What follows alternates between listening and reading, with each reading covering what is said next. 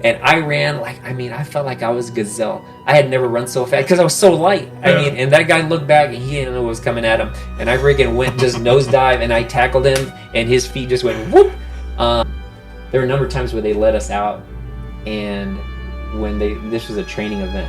But when they let us out and when that Black Hawk just flies over you, it is just an amazing feeling. Just a massive machine like that, just zipping right over you. And I loved it. I love being a cop. I thought it was fun. I went through a couple extensions. I am in Alaska, big change, because it's Alaska. So everything, and I get there in the winter. I remember getting there in January, everything was just frozen.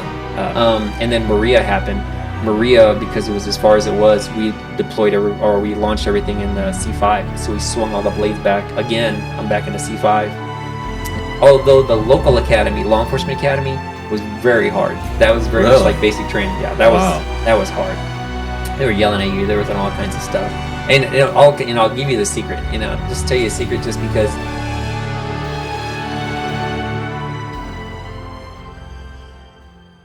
All right, welcome everybody. Career Insights episode number 5. Today we have Alex with us. He's a retired customs agent, and he's had a very interesting career.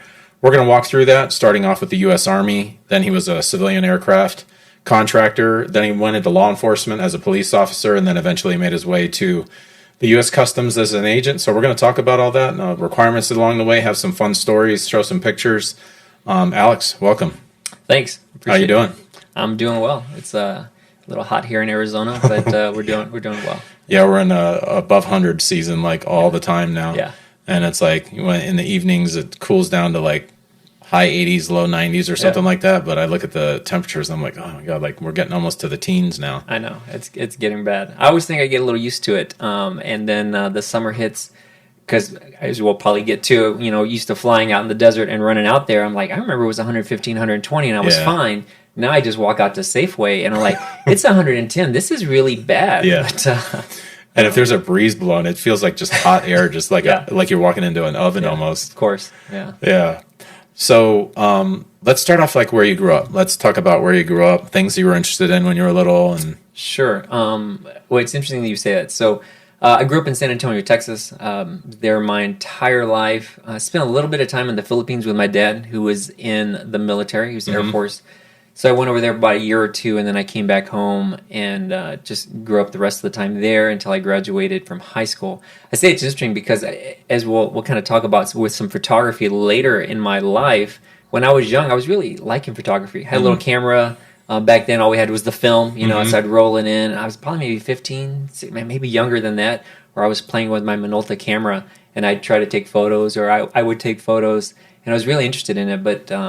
and somewhere along the way, I kind of disconnected from that. But obviously, later on, I picked it up in life, as I'm sure we'll talk about. So. I remember back in the film days, it was like you would go through your roll, and then you would drop it off at Walmart 1 hour. Or not, they didn't have 1 hour back then. It was like you had to like wait like days. Yeah, something like that. But so that's funny as well, because I remember one time my mother really getting after me because I had wasted a roll. Like I think a roll, it was maybe $20 or something, which was even expensive back then. It may be expensive now, but if they still had it, but that was expensive to buy the film. But then to have it developed, and then it's just being pictures of your little toys, or the car's taken off and it's essentially wasted film. But nowadays, you can just take pictures all day long, digital, delete, and just keep on going. But back then.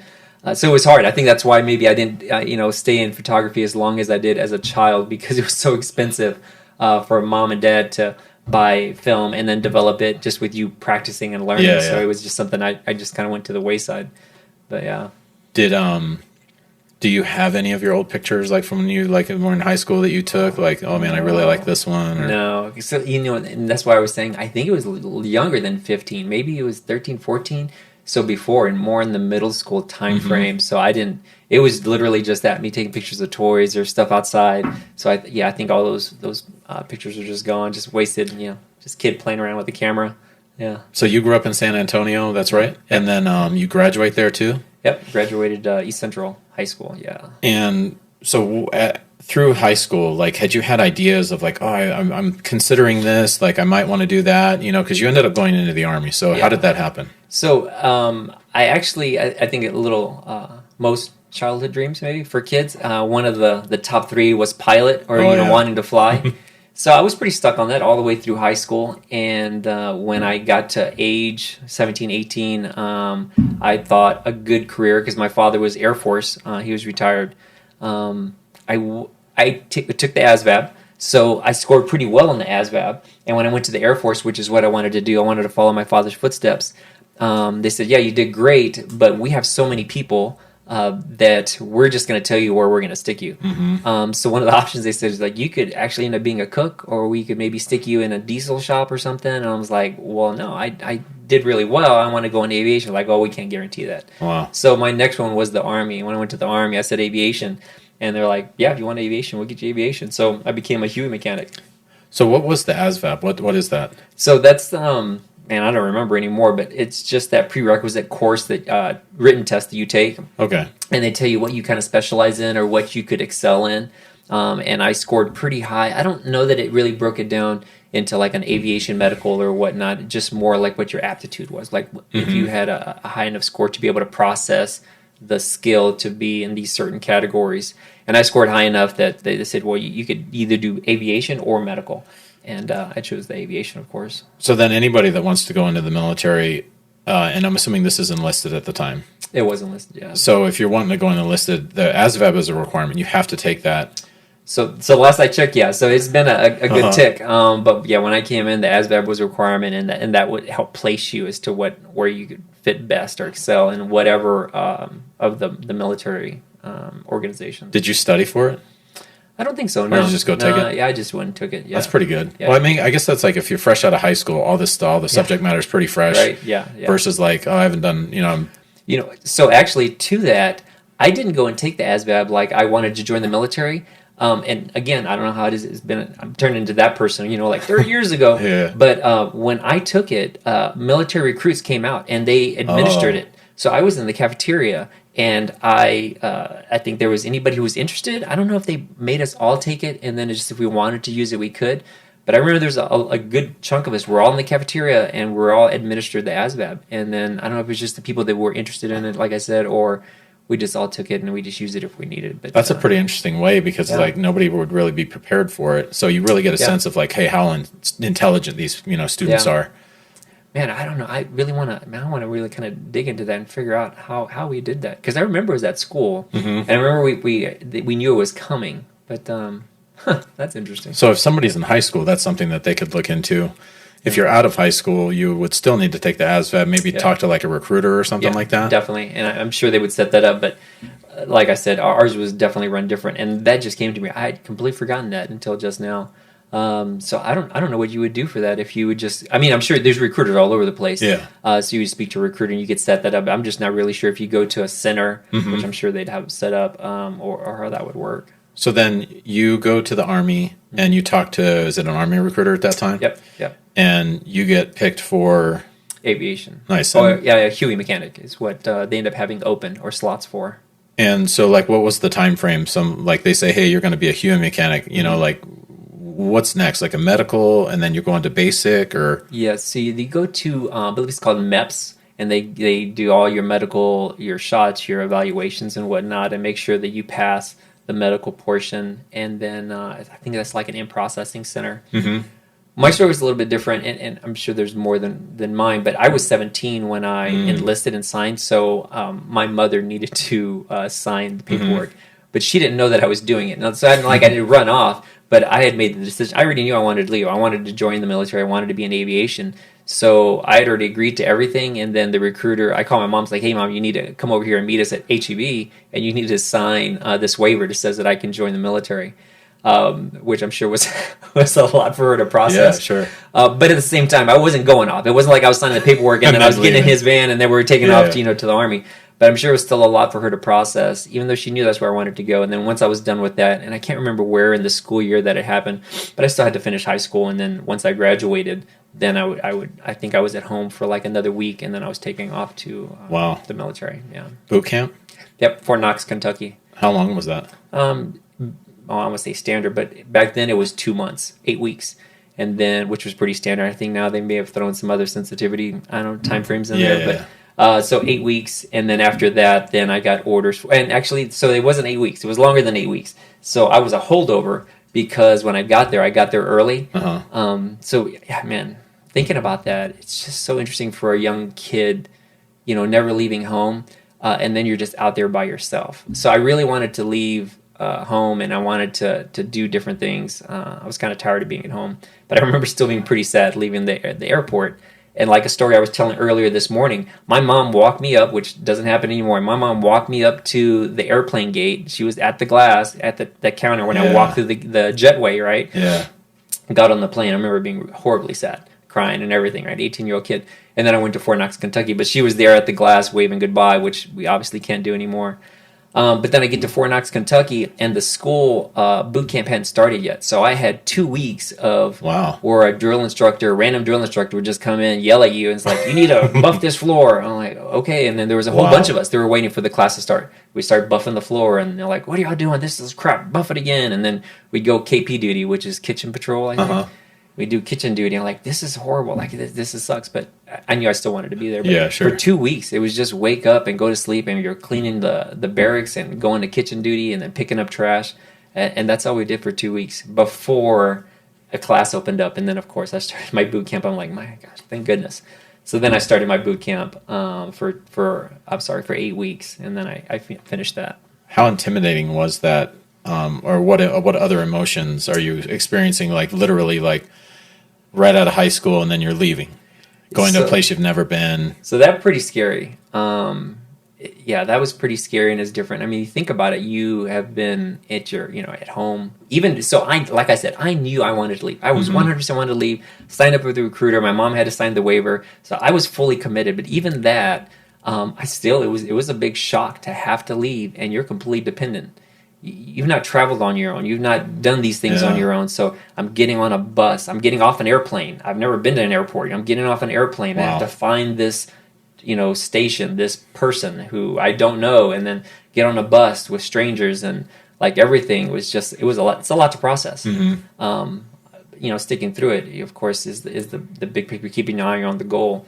But it was a lot to process. But of course, you just don't quit, and you just keep on going, and just every day was something new. And every now and then I look back and I walk through airports and I think how nervous and scared I was. And now you just look and you're just reading terminal signs like, all right, I got to go here, and I got to go to C, and there's the jetway, and then there's the baggage. I mean, all these things that as an 18-year-old kid, you just don't think about.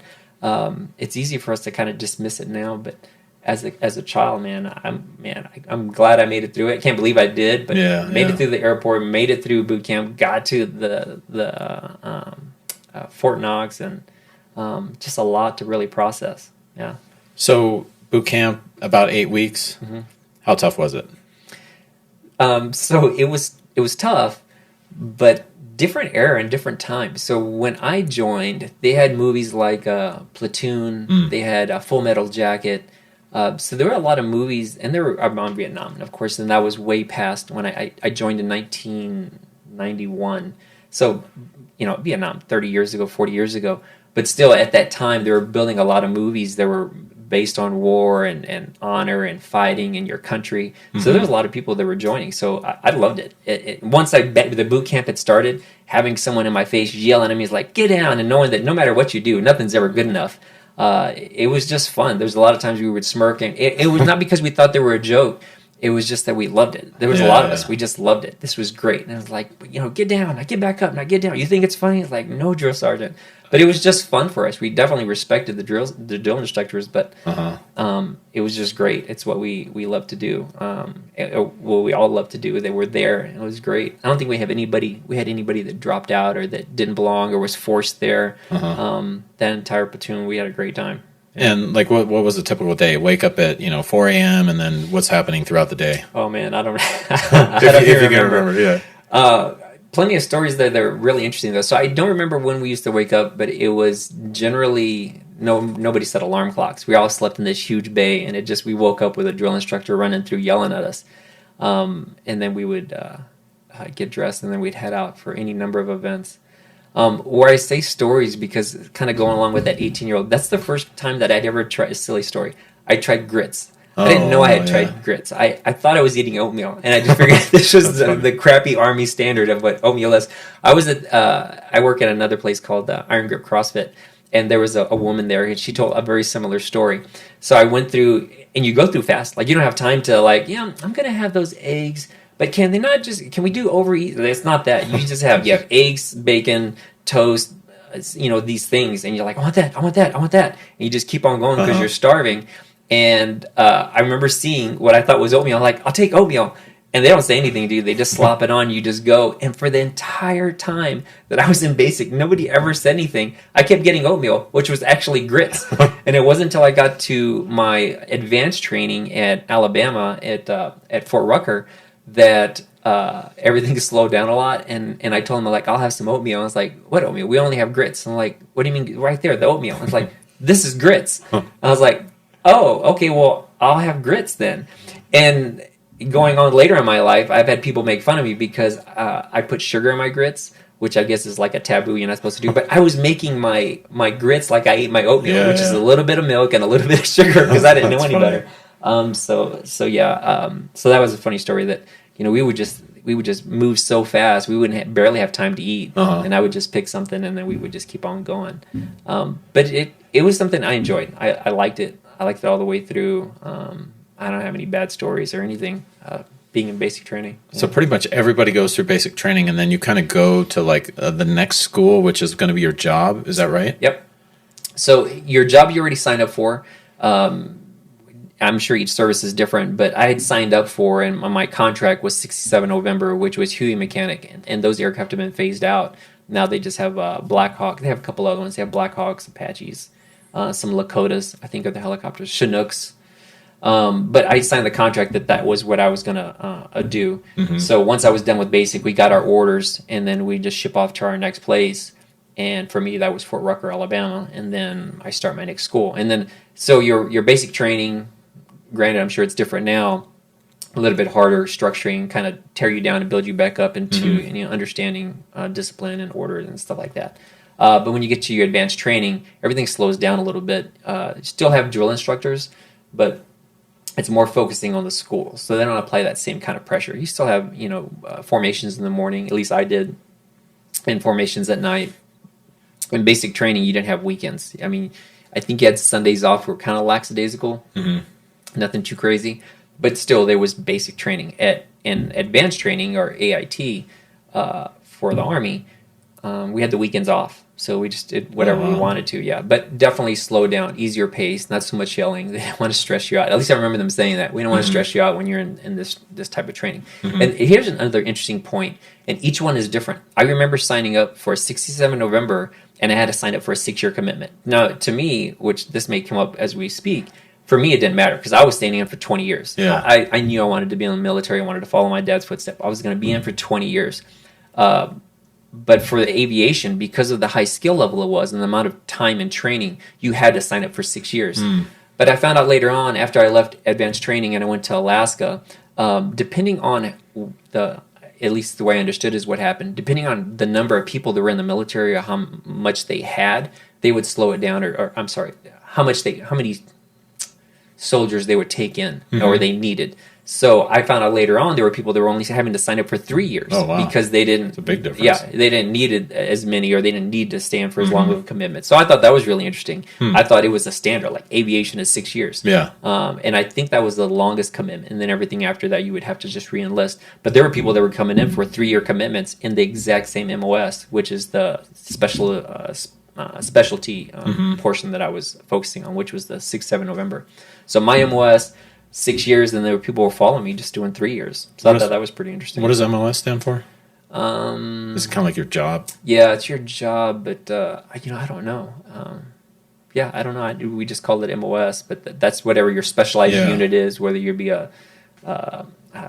infantryman or aviation or electronics, whatever, but that you have your designation, and that's what that is. So you're at AIT, the advanced training. How long does that last for? Mine was 2 weeks for basic. I want to say it was a little bit longer. I don't remember. I'd have to look in, but maybe 2 to 3 months. Okay. Yeah, something. It was something similar. and really all it is just books and studying. So I could see that lasting a little bit longer. Can you fail out of that? Oh yeah, I'm pretty sure you can. So if I faintly remember, because there's tests that you take in each portion. Okay. And for me, power plant, engine, hydraulics, electronics, and stuff like that. And if you're not cutting it, then they'll drop you down to something, not necessarily an infantryman, but something that you might be able to handle that might not be as detailed. So basically, like if you have you were going to be a aircraft or helicopter mechanic, Yeah. right? And if you had not met the requirements for your advanced training, you could have ended up doing like a lesser job of some kind. Oh yeah. Yeah. Okay. Which would have really sucked, obviously doing something you didn't want or plan on doing. So very important to do well in AIT. Yeah, and they provide, I think, a good environment. Again, I keep kicking that dead horse, but back then, the environment was great. They don't let the leash, so loose that you can get into trouble and you're out, doing whatever. You can't have a car. You couldn't do any of those things. Mm-hmm. So, we were there and we studied, and we'd have, like I said, formations in the morning and the afternoon, accountability for all the soldiers. So we were always there. So we were able to focus. Not a lot of drinking. We couldn't do a lot of stuff. We were just, acting up. So we were able to focus. I don't remember anybody dropping out or failing out because of the environment they provided. Sure. Yeah. Formations, is that like get a head count, and then are you doing like physical training too, or? So yep, I'm glad you brought that up. So we did do physical training in the morning, but yeah, it was for head count, making sure everybody was there, and that was really it. There wasn't the cleaning barracks, assigning people out to kitchen duty or anything like that. It was just make sure everybody was there in the morning, in the afternoon, at the end of the day, and then PT. Every day was PT. Yeah. How long is that? First thing in the morning? Yeah, first thing in the morning. It was like an hour. Okay, physical training, PT. Yeah. Okay, and then so once you get done with AIT, then you get like a what is it, a duty station? Is that what you get? Yep. Then you get orders to whatever your next permanent station was going to be. Again, I had a little bit interesting story because my permanent station ended up being Alaska, which I stayed there for about 2 years. But before I got those orders, I got orders for Dugway, Utah, which was odd. When I got there, the entire base fort was empty because it was a big ranger battalion, and they had all deployed, and I literally had an entire barracks to myself. Wow. So wow. And I wasn't there very long, but I thought the whole base was just really, or I keep saying it's base because I used to work at Davis Monthan, but it was a fort. So it was interesting because you had to wear a little badge, because I guess they did a lot of nuclear testing there. So you had to turn in the badge at the end of every week or every month to make sure you weren't being overexposed to radiation. I was like, yikes. So I was there for a little bit, and the first sergeant, I remember after a couple of weeks, called me in and said, "You're just not going to get any experience here." And I loved it. I thought it was awesome. There was all snow everywhere. I got there in the winter. Mm-hmm. And he said, "I just don't think you need experience here, so I'm going to request orders for someplace else." I'm like, oh, man. But there's nothing you can do, right? Yeah. So only there probably no longer than a month by the time they got it all processed out, and they sent me to Fort Wainwright, Alaska. And I ended up being there for about 2.5 years or so. Rank-wise, what do you start off as? So when I was in high school, I was in ROTC, which was definitely a big plus because that helped me when I joined. Instead of coming as an E1, I came in as an E3. So I came in as a PFC. That's probably more beneficial, like money-wise, be kind of nice. Going through the ranks isn't hard, going from E1 to E3. So probably more financially is more beneficial. And then basic training was kind of nice, having a little bit of rank instead of you just being there with nothing on your collar. It was nice to, basic training anyway, being at least an E3. Well, I'm glad you said that because that's pretty important. Like for somebody in high school, like if you're doing ROTC, that can give you like a leg up. Oh, definitely. When you're going into, so that's huge. Talk a little bit about that. So that was, and it's funny you say it because it's not even something I really thought about, but ROTC had helped me in all of the dual commands, the left face, right face, all the real simple basic stuff. But people that are going into the military, they just don't know what any of those things are. But I already knew what those were. I kind of had an expectation of manuals, procedures, things that we're supposed to do, expectations. So when I actually got to basic, maybe that's why I thought it was so fun, because I just had an easy time.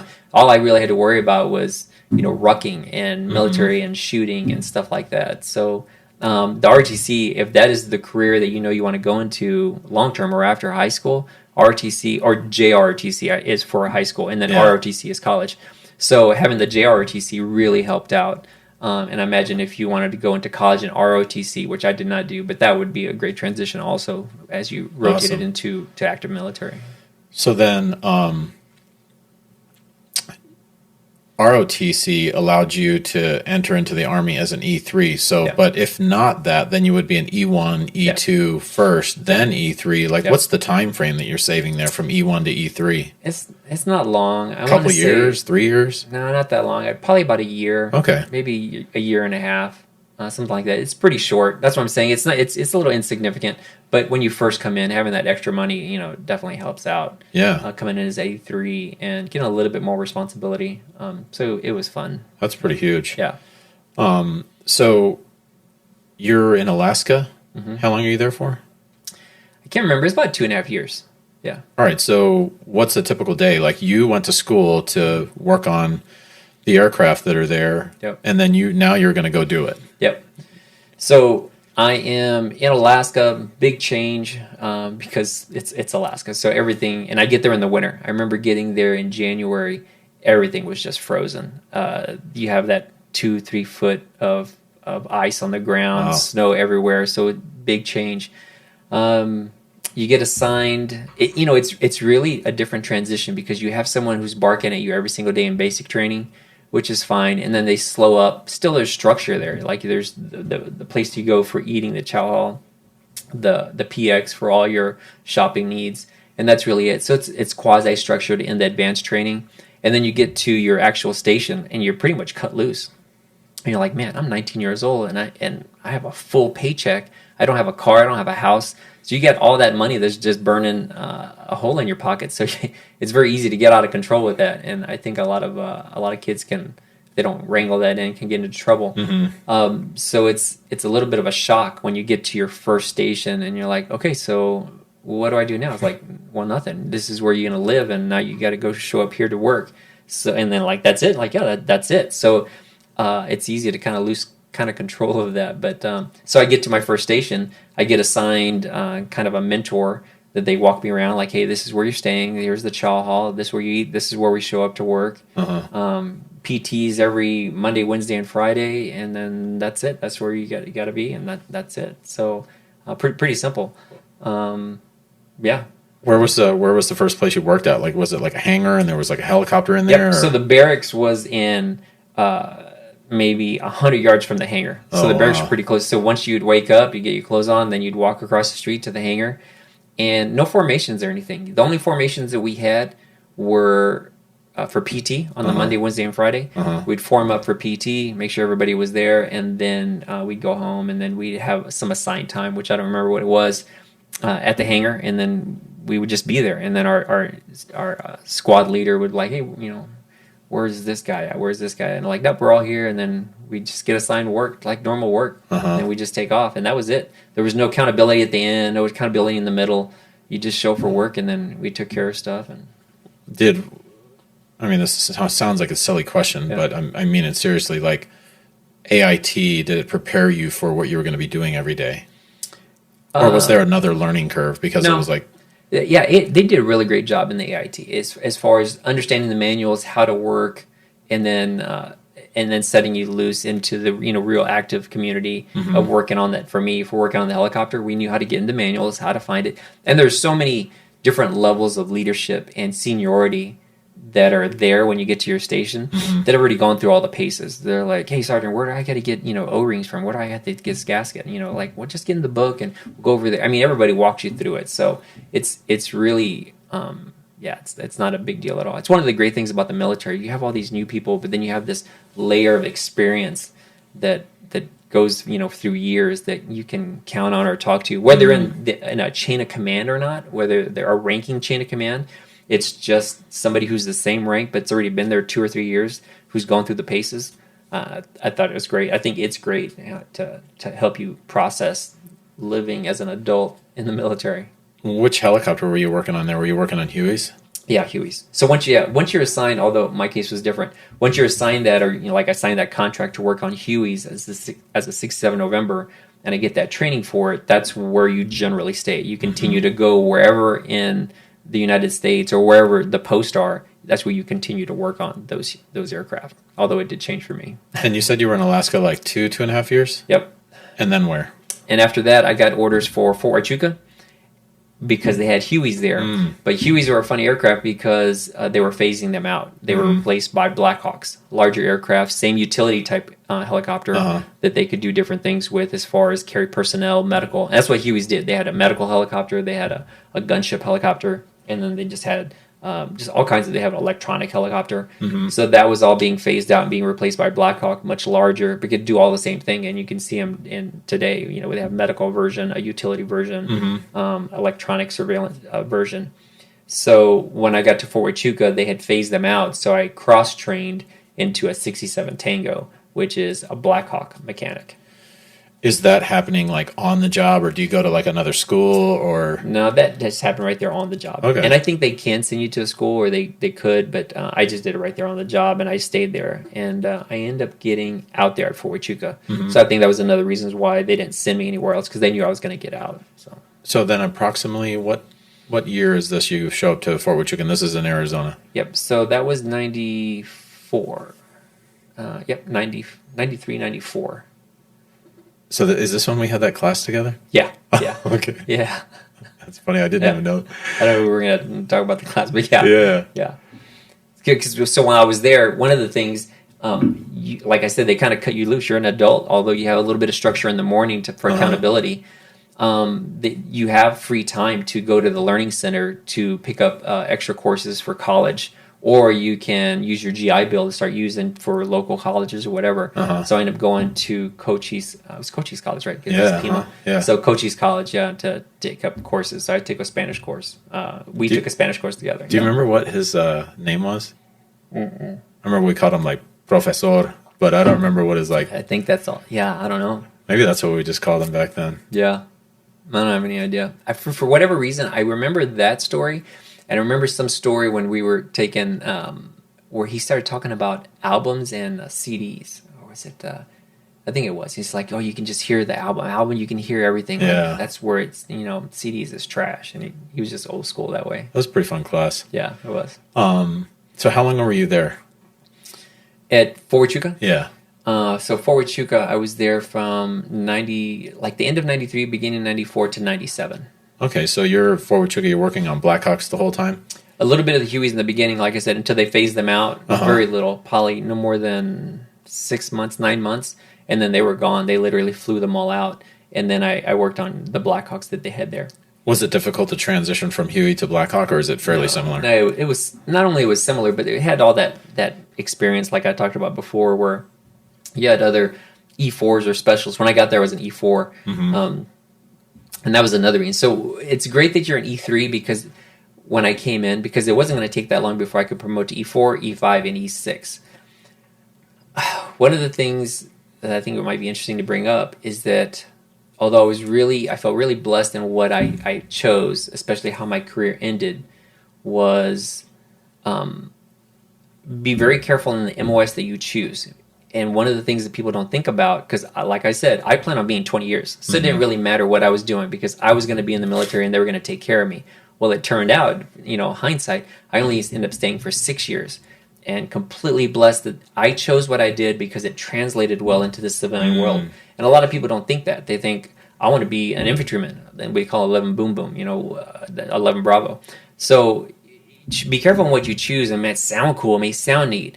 But will that fit every scenario if you were to get out? Like, well, maybe you don't stay in 20 years. I was a tank. We had a guy the other day when I worked at, when I was an agent, who got his pilot's license on his own, but he was a tank driver. So if you choose a tank driver, how does that translate, in the regular world? So it's something, your listeners or whatever would want to think about. You have these big pictures and dreams that you have right now, but think a little bit beyond that. It's like, hey, will this carry over some way if this doesn't work out, or how I can use this? Yeah. That was huge. And I didn't think about that, but that's why I say I was so blessed, because I picked aviation, and even though I was going to stay in 20 years and I knew it, I didn't. I only stayed in for 6, and it just so happened that it translated perfectly into the civilian world as an aircraft mechanic. Nice. Which I didn't even know was a thing until I started planning on getting out. So that kind of makes me think of like a couple things. Like, so for somebody that's like going into the military, so like, so an example could be like, let's say that you didn't score well on the ASVAB and you got like a job that you didn't want. That doesn't mean that you couldn't progress to something eventually. Like when you get into the military or whatever branch that's going to be, you can still take college courses or keep learning, and then you could further that your skill set to maybe transfer to like a different job that might be more applicable in the civilian world. Would you say that's right? It is right, and it's odd because we didn't have that many people that do it. I remember every time I heard it when I was hearing people that did just seemed off. I was like, well, that's weird. But yeah, I mean, people, they can apply for a warrant officer school. They can apply for officer training. They can apply for all kinds of things. And those are very specific, becoming an officer. But there are different job series that they can. I remember there was a couple times actually that I applied for EOD, which is the explosive ordnance disposal, because they had a great promotion rate. And I was like, oh, that's awesome. But it's really difficult to do. But you can do it. So that's definitely a possibility. If you pick something that you may not necessarily be happy with, you get some education, some training, and then you end up getting accepted into another job series. Definitely. So then choose your job or your, what they call in the Army, your MOS wisely, because it will, at some point, even if you're going to stay until you retire, it's going to translate into something after that. Well, you definitely want something that can translate into something after that. So where I was going with that was that, so I came in as an E3, but and I didn't realize it, but the Huey was going to be a phased out aircraft. So what the military typically does is, well, we're going to phase this aircraft out, so we're freezing promotions. Oh, wow. So my promotion score, even though I was an E3, I'm like, that's awesome. So that means no time at all. I'll test for an E4, and then I'll be an E5. And within 6 years, in a good track, you can make E6, which was great. And that's why I was going to stay in for 20 years. Like, I'm on this good track. I'm going to stay in for 20 years. But because I chose the Huey, and it was a phased out aircraft, they topped out or they maxed out the promotion points, so nobody could get promoted. Wow. So I stayed as an E3 for a little bit longer than I should have, and then I made E4 because it's kind of a time issue. But once you make E4, then you have to test out. But I could never make E5 and I could never make E6 because they maxed out the promotion points. As the Huey. As a Huey. Okay, got it. So that's why it's also important to think about, what am I getting into? Is this something that has some kind of lifespan in the military? And is it something I can do outside? Okay. Those are really huge. Really good.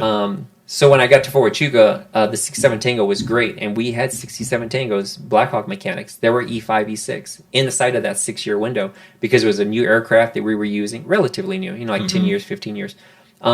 It was a new aircraft, and that promotion availability was there, and people were promoting at a normal pace. But I was stuck. So at the end of my 6 years, I was still an E4, and I was like, this completely set me back. So I'm not staying. And that's the only reason I got out. That's really good information. So then, just so that the listener or viewer is aware, like the enlisted ranks, they top out at E9? Yes, E9. Okay, so to be an E6 pretty early on, I mean, you're making your way up the ranks. Yeah. I mean, I think they used to call them fast burners, but I think it's still possible. Within 6 years, E5, E6, that shouldn't be really difficult to do. So you're at Fort Huachuca, and how long were you there for? 4 years? I was there it was like 3 years, something like that, yeah. And then did you continue on to another duty station, or did you get out? I got out at Fort Huachuca. Okay, so what prompted you to get out? So just like I was saying, so once I figured out that the promotion ability had stopped because I was in that 67 November and I couldn't get an official change to 67 Tango. I'm like, well, I look like just some schlub that just coasted through 6 years not doing anything with his life. And I don't want to do that. I wanted to do something. So I came in, I put all that effort in coming in as an E3, and then I just got stagnant because there was no promotion availability, right? So I ended up getting out, or at least I planned on getting out, which I ended up what I did do. But 6 months prior, I started talking to everybody like, hey, what do we do on the outside when we want to get out? And they said, whether you can get your AMP. I'm like, what's an AMP? It's an airframe and power plant mechanics license. I'm like, oh, okay. Is that what we need to work? And they're like, yep, that's what you need. I'm like, all right. So I started studying my AMP license, FAA license. Got that, and then it was able to help me translate into working on aircraft as a contractor. Yeah. I never knew that you had your AMP. Yeah. I'm assuming you got to do something every year or 2 years or something like to keep that current, or how does that work? No, the A&P you didn't, unless they changed it. Once you got your license, you were good. Nice. Yeah, you just kept it. Yeah, because the entire time I had it, which was for about, I don't know, 97, 99, at least 3 or 4 years. Yeah, there was never any recurrence or Really? studying or anything like that. Prior to that, a lot of studying. So you have to do your written test, and then you have to get to your, do an oral evaluation with an examiner or something. So that was kind of a pain. Did you ever want to get your pilot's license? I did, but that was much later on in my career. After Okay. I became an agent with U.S. Customs, I looked into it and actually started taking helicopter lessons. Yeah. But that ended up failing. I can't even remember why. I remember why. I was trying to decide which path I wanted, and I ended up choosing a different one. But we can talk about that later. I mean, So you, what's that like transitioning out of the Army? Like, how does that happen? Do you say like, you have a boss and you're like, hey boss, I'm going to get out of the Army. Like, how does that happen? so also I feel a really great story in that transition because kind of like I talked about earlier, you have these people that take care of you. I mean, the Army is your mother and dad. You have a chow hall. You have a place to eat. You have a barracks. You have a place to sleep. And then where you go for work. So all that's set up. And then once you get out, like you're just on your own. Like there's nobody there to take care of you. There's not some sponsor that you could stay with or sleep with or at their house or they feed you. Once you've decided you're out, you're done. So for me, that was a big change because I wanted to prove to myself that I could make it on my own. So instead of going home and living with mom, I was like, no, I think I can do this. I want to do this. So I tried, and I ended up getting a job over in Marana at Evergreen, working on those aircraft out there after I got my A&P license. So that was scary. That was really scary. Let's go into that a little bit more because I hear that a lot, like from people, especially if they've been in a long time. You know what I mean? Like 20 years, they're paying for your housing. You know, like there's so many things that you get. Yeah. So for you as an enlisted, like let's just go through.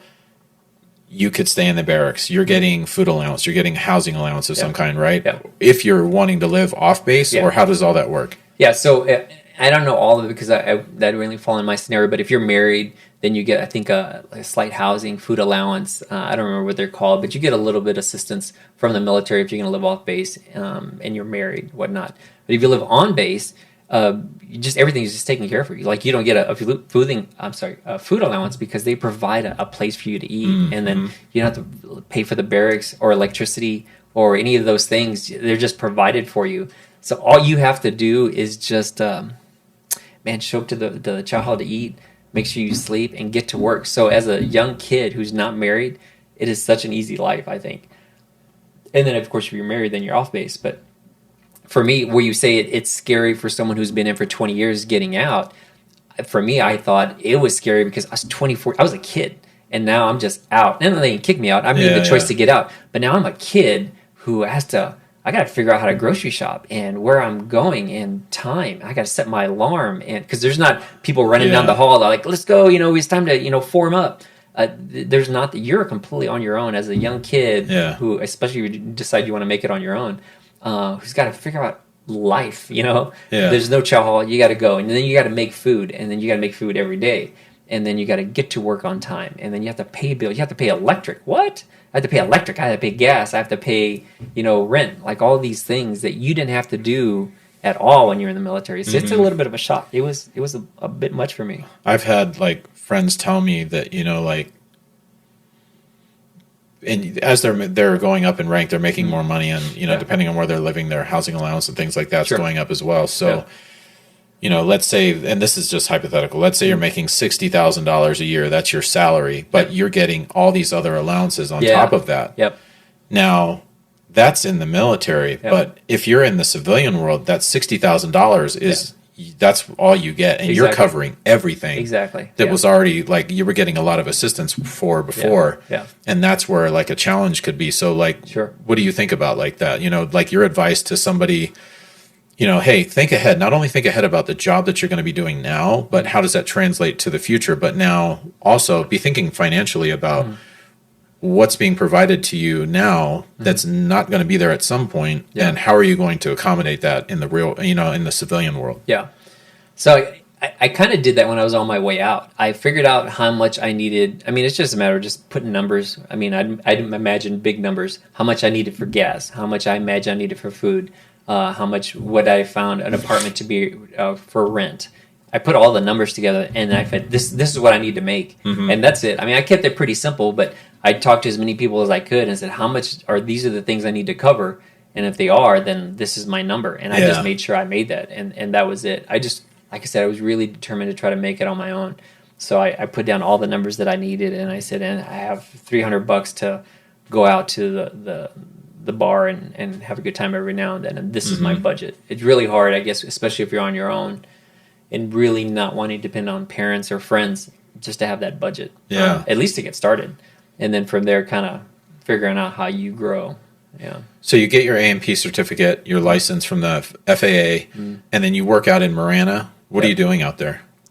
So that was again, it was so awesome. Having this conversation, it's so interesting because I kind of forgot about it, but that was a scary job, not because I was on my own, but every day they talked about, hey, did you get a pink notice? I'm like, what did I get a pink notice for? It's like, well, in case you're just not working here anymore. Like, what do you mean in case I'm not working here anymore? It's like, what are you talking about? Sometimes you run into money problems, and sometimes if you were hired yesterday, you may be fired today. I was like, what? So again, you have this, I have a solid job for a 6-year contract that I signed for in the Army. And then if you sign up for more, you sign up for more. But you are always solid. That mother, dad, military will take care of you. And you have a job, 100%. And they feed you and do all those things. And now I'm working at a job that I'm determined to make it on my own in this place that I'm completely by myself. And these guys, and they're not making jokes. I mean, they're making light of it because it's the reality of it. But in this civilian world, they're like, yeah, you might not have a job tomorrow. I'm like, what do you mean I might not have a job tomorrow? This is my only job. So that freaked me out. I'm like, you got to be kidding me. Like, this can't be the way it is. I can't, there's got to be a job out there that I have some amount of security. Now I realize not every job has, even in the military. You mess up bad enough, they'll kick you out. But just a normal layman person that works, solid work, where you have a job, and that's the way it was there. So I only worked there for 3 months. And it's the only job in my life that I quit and just never, I quit by never coming back. I didn't give them a notice. I didn't call. I like, if y'all think it's that, fun to just drop out pink notices every now and then, I just roll out. I rolled in one day on a day I wasn't supposed to work. I picked up my toolbox, I got it, and I just never came back. I never answered their calls. I just never came back. I could care less. Yeah. So what happens after that? So after that, I got a job for Raytheon at Fort Huachuca working on RC-12s. Okay. So they had a military intelligence aircraft. It's a fixed-wing platform, and I worked on them from the time I got out in 97 to 2000. Is that King Air? King Air. Okay. So I worked there. Actually, what was really great about that was on this huge hangar on this side were the Black Hawk EHs. They're electronic Black Hawks for jamming and whatnot. And I worked there when I was stationed there at Fort Huachuca. And on the other side of this hangar were the RC-12s. Oh, that's and cool. That's where I got picked up. So I got picked up on the other side. I didn't really know anybody. I think they picked me up for my resume and my experience and whatnot. And maybe they'd seen the Fort Huachuca stuff or whatever. But yeah, they picked me up, and I worked on RC-12s for 3 years till 2000. Yeah. What was that? So, like, everything you needed to work on RC-12s, did you get a lot of that from your A&P certificate? Yeah. Okay. It was fine. And you really do. I mean, most of working on aircraft, at least those type of aircraft, isn't shooting from the hip. I mean, they have, lots of manuals to work on everything. You just follow the manual. Hey, we need to replace this or test this. I'm like, that's a fail. And I'm like, okay, this is the component we need to work on. Yeah. Fix, replace, something like that. So it was really easy. Most of it was just reading manuals and knowing or understanding that. Well, it's pretty interesting because, like, it just kind of hit me that, like, you're working in the same place, but you did it as an enlisted E4. Yeah. And then you're doing it on the civilian side. Yep. How did those compare? It was really indifferent because by that time you're already an E4 and you become, when I'm in the Army, you already become that person with experience. So there were no formations. We do a little PT in the morning, but I was already pretty, self-sufficient in the military. So there wasn't a big difference outside of the formations of the PT. Okay. There really wasn't a big difference. I was already settled in who I was and what I was doing in the military. So when I got out and went as a contractor, I was just responsible for taking care of myself, and that's really it. It wasn't really indifferent. What was like pay-wise, E4 pay versus like civilian contractor pay? Was it a significant difference or? No, Not really. It was definitely enough for me to be able to live. I would say from when I was in the Army, probably, I don't know, $500, $600, $700 more a Oh, month. okay. Yeah, it wasn't much, but it was fine. Yeah. And you lived at Sierra Vista at that time? I did, yeah. So how long did you do that? So I did in Fort Chuka as an aircraft mechanic. As a contractor for 3 years because I got out in the Army in '97, and then I worked there to 2000. And in 2000, Sierra Vista was getting kind of small. Although I like Sierra Vista, it was just a bit small for me, or I felt like I was outgrowing it or something. So I started looking for other jobs. So I heard of this Black Ops agency in Tucson who was flying helicopters, and they were doing all this secret stuff, and it's really hush-hush stuff, and you should go apply for them. They have Blackhawks. And I was like, oh, okay, well, let me try that out because I have Blackhawk experience. So that was in 2000. I went over there, and it was nothing like what everyone made it up. It wasn't Black Ops or secret. It was just U.S. It was an agency I was familiar with, which was U.S. Customs Air Service. They just did regular law enforcement stuff. There was nothing specialized about them. Nothing CIA or dark, anything. Yeah. It was just regular U.S. Customs Air Service. But I did go there, and they had 2 huge hangars. And they had Blackhawks. They had RC-12s, which I had experience with as well. They had some small 210s, and they had some smaller A-Stars. So they had a lot of aircraft. They had a lot of aircraft. So I went over there, and I applied, and I got the job. So in 2000, I moved from Sierra Vista to Tucson. And that was a big move. I threw everything I had in a U-Haul, and I drove it up and unpacked, and then I just started living and working in Tucson. And that was from 2000 to 2003. So then you were with Raytheon. That's when you were at Fort Huachuca, and that was right before you went to the customs that you're just talking about right now. Yeah, as an aircraft mechanic still. Okay, so you go to customs as an aircraft mechanic. Yep. So now this is federal again now. Nope. Is that right? I'm still a regular, just contracted civilian mechanic. Got it. Yeah, because they didn't. Yeah, they're mechanics. Although it was a federal agency, and I end up working with them. We would sometimes call it a Cinderella story. There are very few people that had done it, but I worked as an aircraft mechanic for them, and later on, I became an agent for them. See. Yeah, but I was just a regular mechanic. Raytheon had that contract, so I ended up working on the Blackhawks and the RC-12s. Although they got rid of the RC-12 or the C-12s, sorry. U.S. Customs just had C-12s, but I worked a little bit on the C-12s, mostly on the Blackhawks that they had. Yeah. For customs. For customs, yeah. And this is still with Raytheon. Still Raytheon, yeah. Oh, that's really cool. So you're and so when you're with Raytheon, you transfer up to Tucson to work on the Blackhawks for customs. Yep. How long do you do that for now? I did it for 3 years. And actually, I think I sent you some pictures of the Raytheon one when I was in Tucson. So I did that for 3 years, and that was in 2000. And in 2001, when 9/11 happened, and in 9/11, we all packed up. We were one of the few aircraft that were actually airborne during the 9/11 or after the 9/11 attack. But 9/11 happened, and they packed up all the Blackhawks. We pulled the blades back, got them into C5s. They put a whole bunch of the federal agents that had worked for U.S. Customs and a whole bunch of mechanics, and I was one of them. Got into C5, and then we flew to Dover. Then we unpacked everything, and we started doing air security after 9/11. Yeah, they're transporting, doing all kinds of stuff. There was VIPs, there was media. That I don't know that they moved any bodies or anything, but because I was still an aircraft mechanic, so we would just work on the aircraft there, and then the agents and whatnot would take off and they'd do whatever they had to do. But it was after that that I was like, man, I'm not doing what I want to do with my life. So after we got back from the 9/11, that rotation, I came back and I started applying for all these law enforcement positions, Highway Patrol, Tucson PD, Oro Valley PD, and I think that was just those 3. They were the local. So I applied for those, and somewhere in there, I remember it was the end of 2000, maybe 2002, I got a call from Oro Valley PD, and they said that, I'm sorry, and I applied for U.S. Customs. So I applied for Highway Patrol, Tucson PD, Oro Valley PD, and U.S. Federal Customs, because I happened to be working for them. It's like, well, let me apply for them. So, and before you keep going, 9/11 was what prompted this. Yeah. Okay, so talk about that a little bit. So just, obviously everything happened, and that was a horrible time, but a great time for the country, and everyone came together, and just that pride and whatnot. So I respurred kind of that pride I had in my country when I joined the military. So like, I want to do something more than just work on the aircraft. And there was nothing wrong with working on the aircraft. Sure. There's great things. We need to work on aircraft, and there's great careers and whatnot. And people make a lot of money doing that. I just wanted to do more. So I just felt like law enforcement was the field for that. Especially protecting people, helping people, being there for when they needed you. Kind of probably cliche stuff, but as a young person who hadn't been in yet, I was thinking that's what I want to do. So so I applied for all the different agencies and seeing what I could do to get picked up. And actually, now that I think about it, to be exact, I applied for the 3 local agencies, and I was back home after the deployment to 9/11, and I remember a pilot, because we had an office in Tucson, which was the largest air branch. It is the largest air branch in the nation.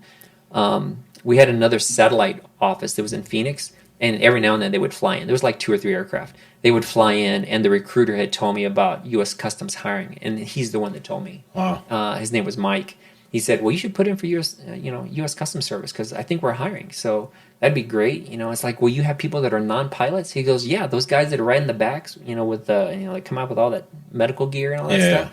He's like, "Those aren't pilots. Those are the tactical agents, you could say, like a general term. Yeah. But they're not pilots." I was like, I didn't realize that. I thought everybody here were pilots, and I didn't have. It takes forever, and I think it takes forever to get a pilot's license. Oh, I mean, it's a lot of money, a lot of time. It's very expensive. And he said, no. The guys in the back are not pilots. They're just tactical officers specialized in either, fast roping, medical, whatever, any number of fields. And I was like, oh. So if I hadn't run into Mike that one Sunday, it was a Sunday. It was just 2 of us working. And it was very similar to the picture I had sent you. It was me and a gentleman named Sand, like S-A-N-D. We were the only 2 people working. Mike landed, and he told me about that. And I was like, oh, okay, so I'll apply for that. So I applied for the 3 local, and then U.S. Federal Service, Customs Service, and Oro Valley called me, and then I got picked up for them, and then turned in my notice and started that academy. So the application process is it literally just like an application that you're submitting, and then you get picked up, and now you have to go through this other process, like you hear about, law enforcement, you take like a polygraph and, background investigations and all this other medical, but that happens after you get a call, or how did that work? That happened after I got my call. Okay. So I applied for the paper application. Once they like what they see, then it's like a second or a third interview. Like, all right, so you need to submit a polygraph, because they pay for it. So you do the polygraph, and they do the background, because that's money too, because they got to pay someone. Sure. It's not coming from the agency, it's coming from some contractor. The background, and then I don't remember, it was Customs that had me do the medical test, but that was it. So they just had a background and a polygraph. Yes, for Oro Valley, I made it through. Tucson PD, I don't think ever called me. Highway Patrol, something happened. I'm not really sure what. Oro Valley had called me, and I'd made it through the entire process. So I ended up going to Oro Valley. And then that started another 2-month academy, very much like a 2-month academy, like the 2-month basic training that they had in the military. And where's that at? Is that here locally, or? It is. When I went through, it was locally. It's at the end of Wilmot here in Tucson. At Salesi, Southern Arizona Law Enforcement Training Center. At least that's what it was called when I went through it. I think since then they separated, because everybody went through there. It was Santa Cruz, Pima County, Tucson PD, Oro Valley, Cochise County. Everybody went through there.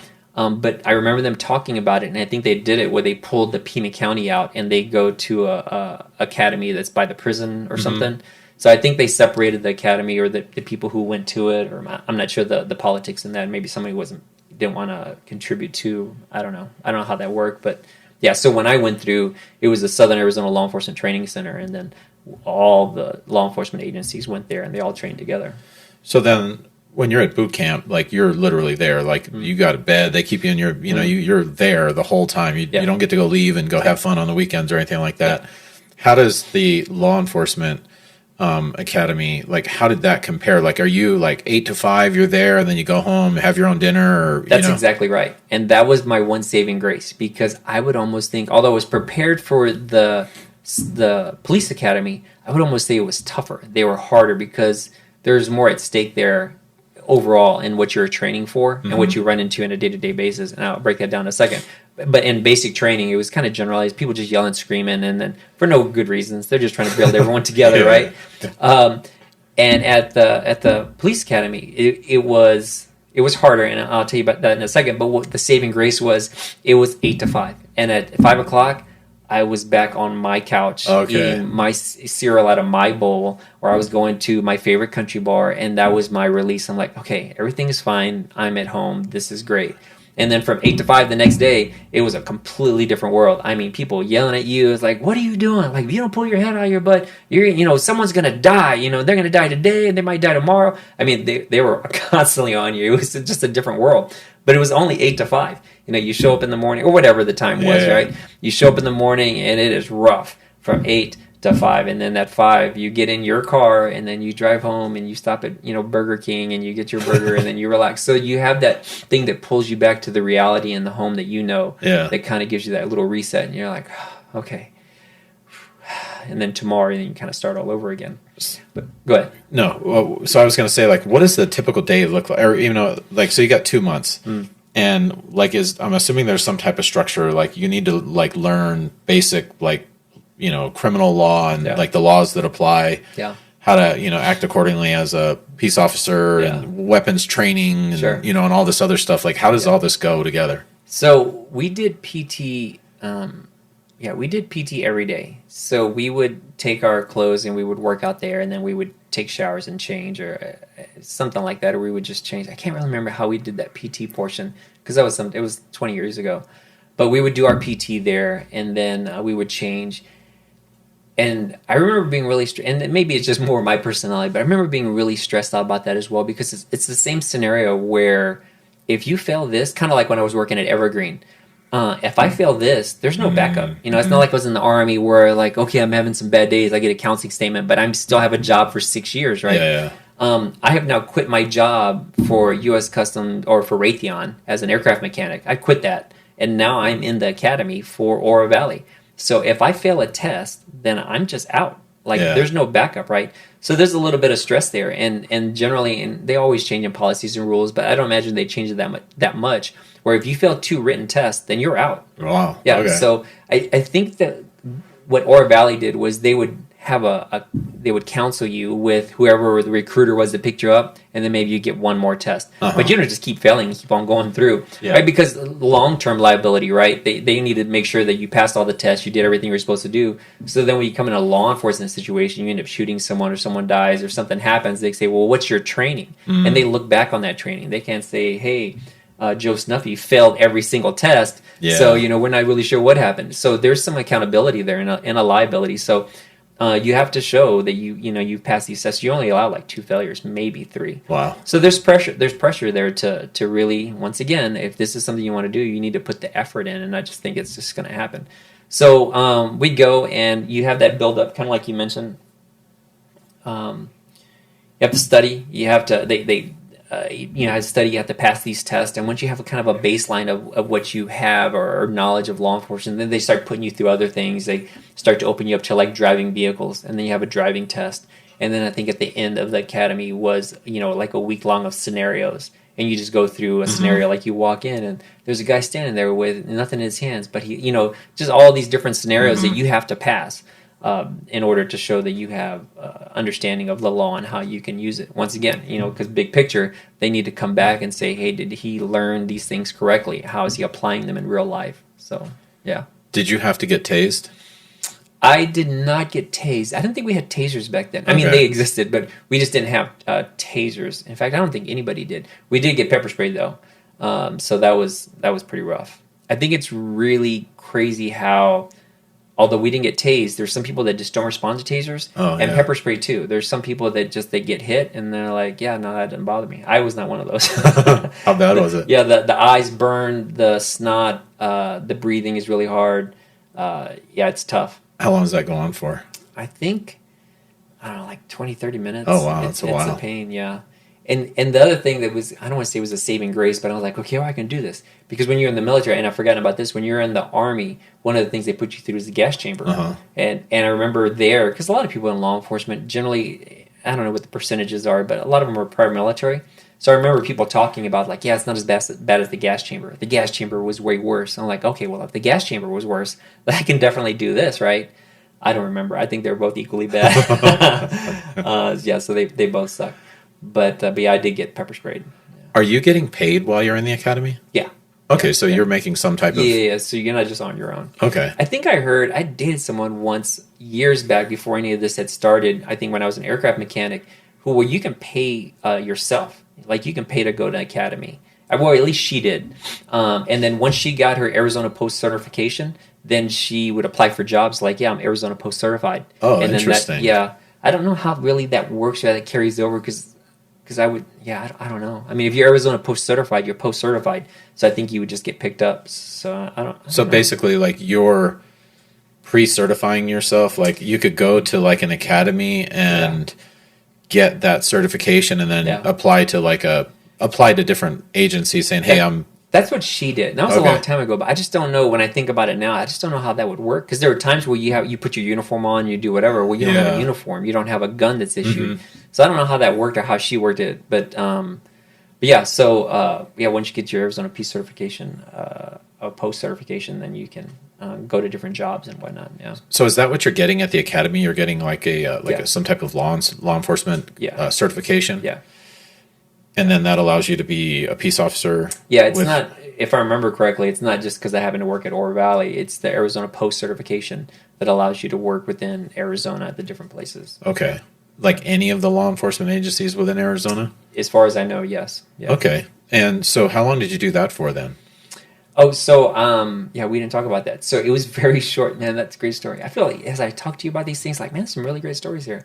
Or it's just how everything kind of melded together. Yeah. So I was only there, and I loved it. I love being a cop. I thought it was fun. I went through a couple extensions. So you have FTO training. So that's a point that's kind of important to know is that what's FTO? Once you finish the academy, then you go to your actual office, and then you go through a field training regimen, right? Got it. And you have like different phases. Every office is different.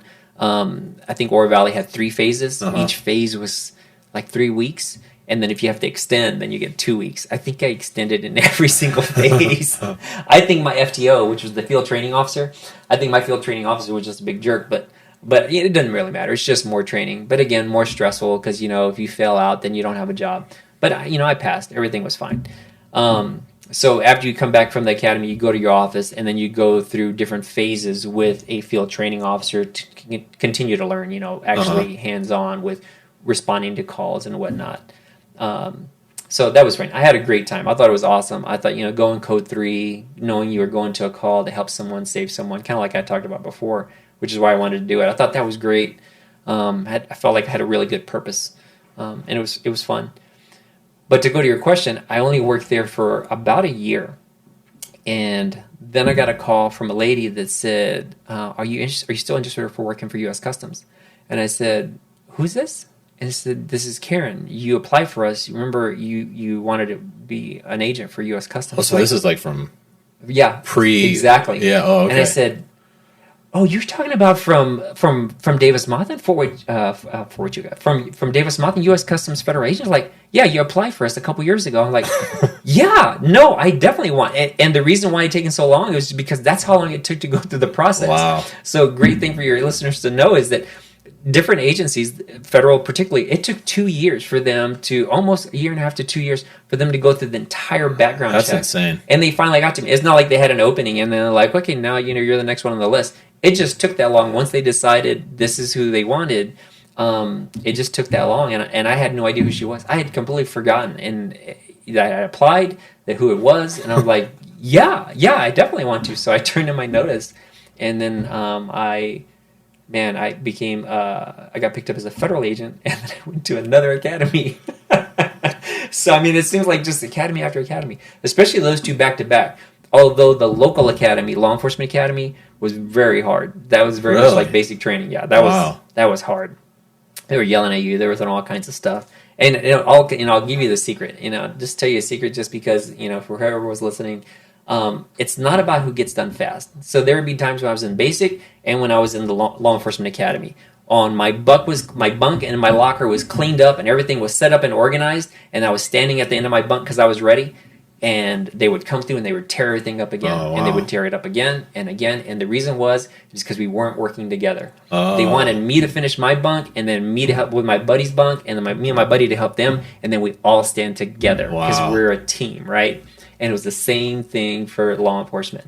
They threw all of our PT glows, our shorts, our shirts, our warm-ups, they just threw it in a big box, like, get it done. And then you would have, and once it's done, I want you to stand here in formation. And we would stand in formation. They would collect it all, and they'd throw it in a big pile again. And we did it at least twice before we figured out, I was like, we need to make sure everybody has their stuff, and then we all stand together. And that's kind of consistent in most of these academies that you go to, because they want you to work together. It's not about you. It's about us, because I mean, in both of them, you're going to be battling together, fighting together, whether it be in another country or whether it be on the street. You need to build that camaraderie and that tight bond. So it's pretty interesting. But that was a tough academy. But I went from that academy, not much longer, definitely not long enough of a break, to a federal academy. And then that one was almost 2.5 months, maybe 2 3/4, almost 3 months. Did the local state level academy, like, did anything, I mean, like, is it basically, if you had not had that, you would still have to do everything you did for the customs? Oh yeah, I'd still have to do everything. Okay. Yeah, it was completely different. But that was a gentleman's academy, I would say. Most people call it that just because it's a lot easier. It's laid back. Okay. Still have a chow hall, and they provide a barracks for us to sleep. Okay. But it's not a bay. We all had our own room, and then there was no formation. We all had our own room. And then we'd get on our bike and we'd pedal to the chow hall, and then we'd pedal to the first class, and it was very laid back. So it's kind of similar to the Army in the sense that, like, you're going to be housed here. Yeah. You're not, like, off, like, it's not like 5 o'clock, all right, we'll see you tomorrow. Yeah. Like, you're there. Yeah. So it's kind of like the advanced training, that portion of it. So yeah, it was really nice. I enjoyed the Federal Academy. Yeah, you can do whatever you want in the evening. There was no, we did do PT, but again, not a formation type thing. Yeah. Everything was really laid back. The Federal Academy was nice. That's pretty cool. Yeah. Where was that at? That was in Georgia. Oh my gosh, that escapes me now. Glencoe. Yeah, Glencoe. And I'm gonna take a wild guess and say that since it's a federal academy, it's like bigger classes, or is it not? Yes, it is bigger classes, and in fact, it breaks it up kind of like the basic AIT version. I think that's why it was so long, because my first class was it was a whole bunch of customs people and God, who was it? It was customs, IRS, Secret Service. There was like a whole bunch of U.S. Marshal. We had all just a mix of federal agents, and that was kind of a general law enforcement knowledge-based training. And then they broke us down to, that's what it was. That was all of us. And then when we got to our very specialized training, same facility, we didn't move barracks, we didn't do anything. Like, we stayed in the same place. Then we just graduated to the final portion, which was just customs agents and IRS. Yeah. So what year is this now? Like, when you're saying you give your notice to Oro Valley. Yep. And now you're going to go to the Federal Law Enforcement Academy. Like, what year is this now? 2003. Yep. So from 2003 till January of this year? Till January of 2024. Yep. You were a U.S. Customs agent? I was. So I came in. I was probably one of the last people who was picked up as a U.S. Customs agent. And then we went through, because of 9/11, granted 9/11 had happened years before, at least a handful of years before. It takes, slow thing through the government process. We went through a couple of name changes, and by the time we were done, we had settled, or it became Air Marine Operations, AMO. Okay. But all the aircraft are the same. And in fact, if you look at the aircraft that we have, the A-stars changed, the citations we ended up getting rid of because we had some citations too. But the Blackhawks were the ones that never changed. The Blackhawks from day one, from when they were U.S. Customs all the way through, were always black and gold. Mm-hmm. That just became the staple of the agency, and what that helicopter and that portion of law enforcement provided. And I say that because there was a time in the middle of my career where Department of Homeland Security Secretary, one of them, he came out and we had changed the color of the Black Hawk. I don't think I provided you any pictures of that, but it was gray with a big blue stripe. Because we wanted to show change. Like, okay, we're not the same old black and gold. We're new, we're different, we're Air Marine Operations. So this is a new color for a Black Hawk. It costs a lot of money to change the paint on that thing. But it was a soft gray with a big blue stripe. And when the Homeland Security Secretary comes out, you have a lot of helicopters. So there was 3 of them that were all going to fly. It would be him in the primary, and then we'd have 2 with additional representatives and the admin personnel. Yeah. So 3 helicopters. And I remember our director at the time being really proud, leading him to it, and we're like, all right, here's our new helicopter. You're riding in that, and this is how we're moving forward. We're like, I'm not getting in that. I was like, well, what do you mean? It's like, I don't know why we painted that, but I'm not getting in that Black Hawk. I'm getting in that one. So we had to change everything. And after that, that story just spread like wildfire. We never changed the color of the Black Hawks after that. Black and gold from there on out. Black and gold, yeah. Even through the different name changes. Because there was different. There was a BICE. There was ICE. Then we ended up settling with falling under Customs and Border Protection. And underneath that agency or that department, then we have the component of Air and Marine Operations. But through all of that change, it always stayed black and gold because that was the staple of what that Black Hawk was and what it provided, and when people saw it, what it meant. So when you get through the Federal Academy for Customs, what's your first job? So I'm still kind of strung up pretty tight after the local academy and how difficult it was at the academy and how difficult it was through FTO. So I was very much expecting the same thing. I mean, I'd only been on the street for maybe just a year, just shy of a year as a local police officer. So when I became a federal agent, I was very much expecting the same thing. I just graduated from the academy. I get back to Tucson working at U.S. Customs, and I'm like, okay, so do I have an FTO that's assigned? Well, is someone watching me? Or they're like, no, man, you're assigned to the Black Hawk. You're going to jump out and you're going to do this or you're going to do that. And I was like, that's it? I was like, yeah, just, you're fine. And it's very typical federal service, it's just a little bit more laid back, more, grown up, like, okay, we've given you the training. We spent a lot of time giving you this training. We trust that you know what you're doing.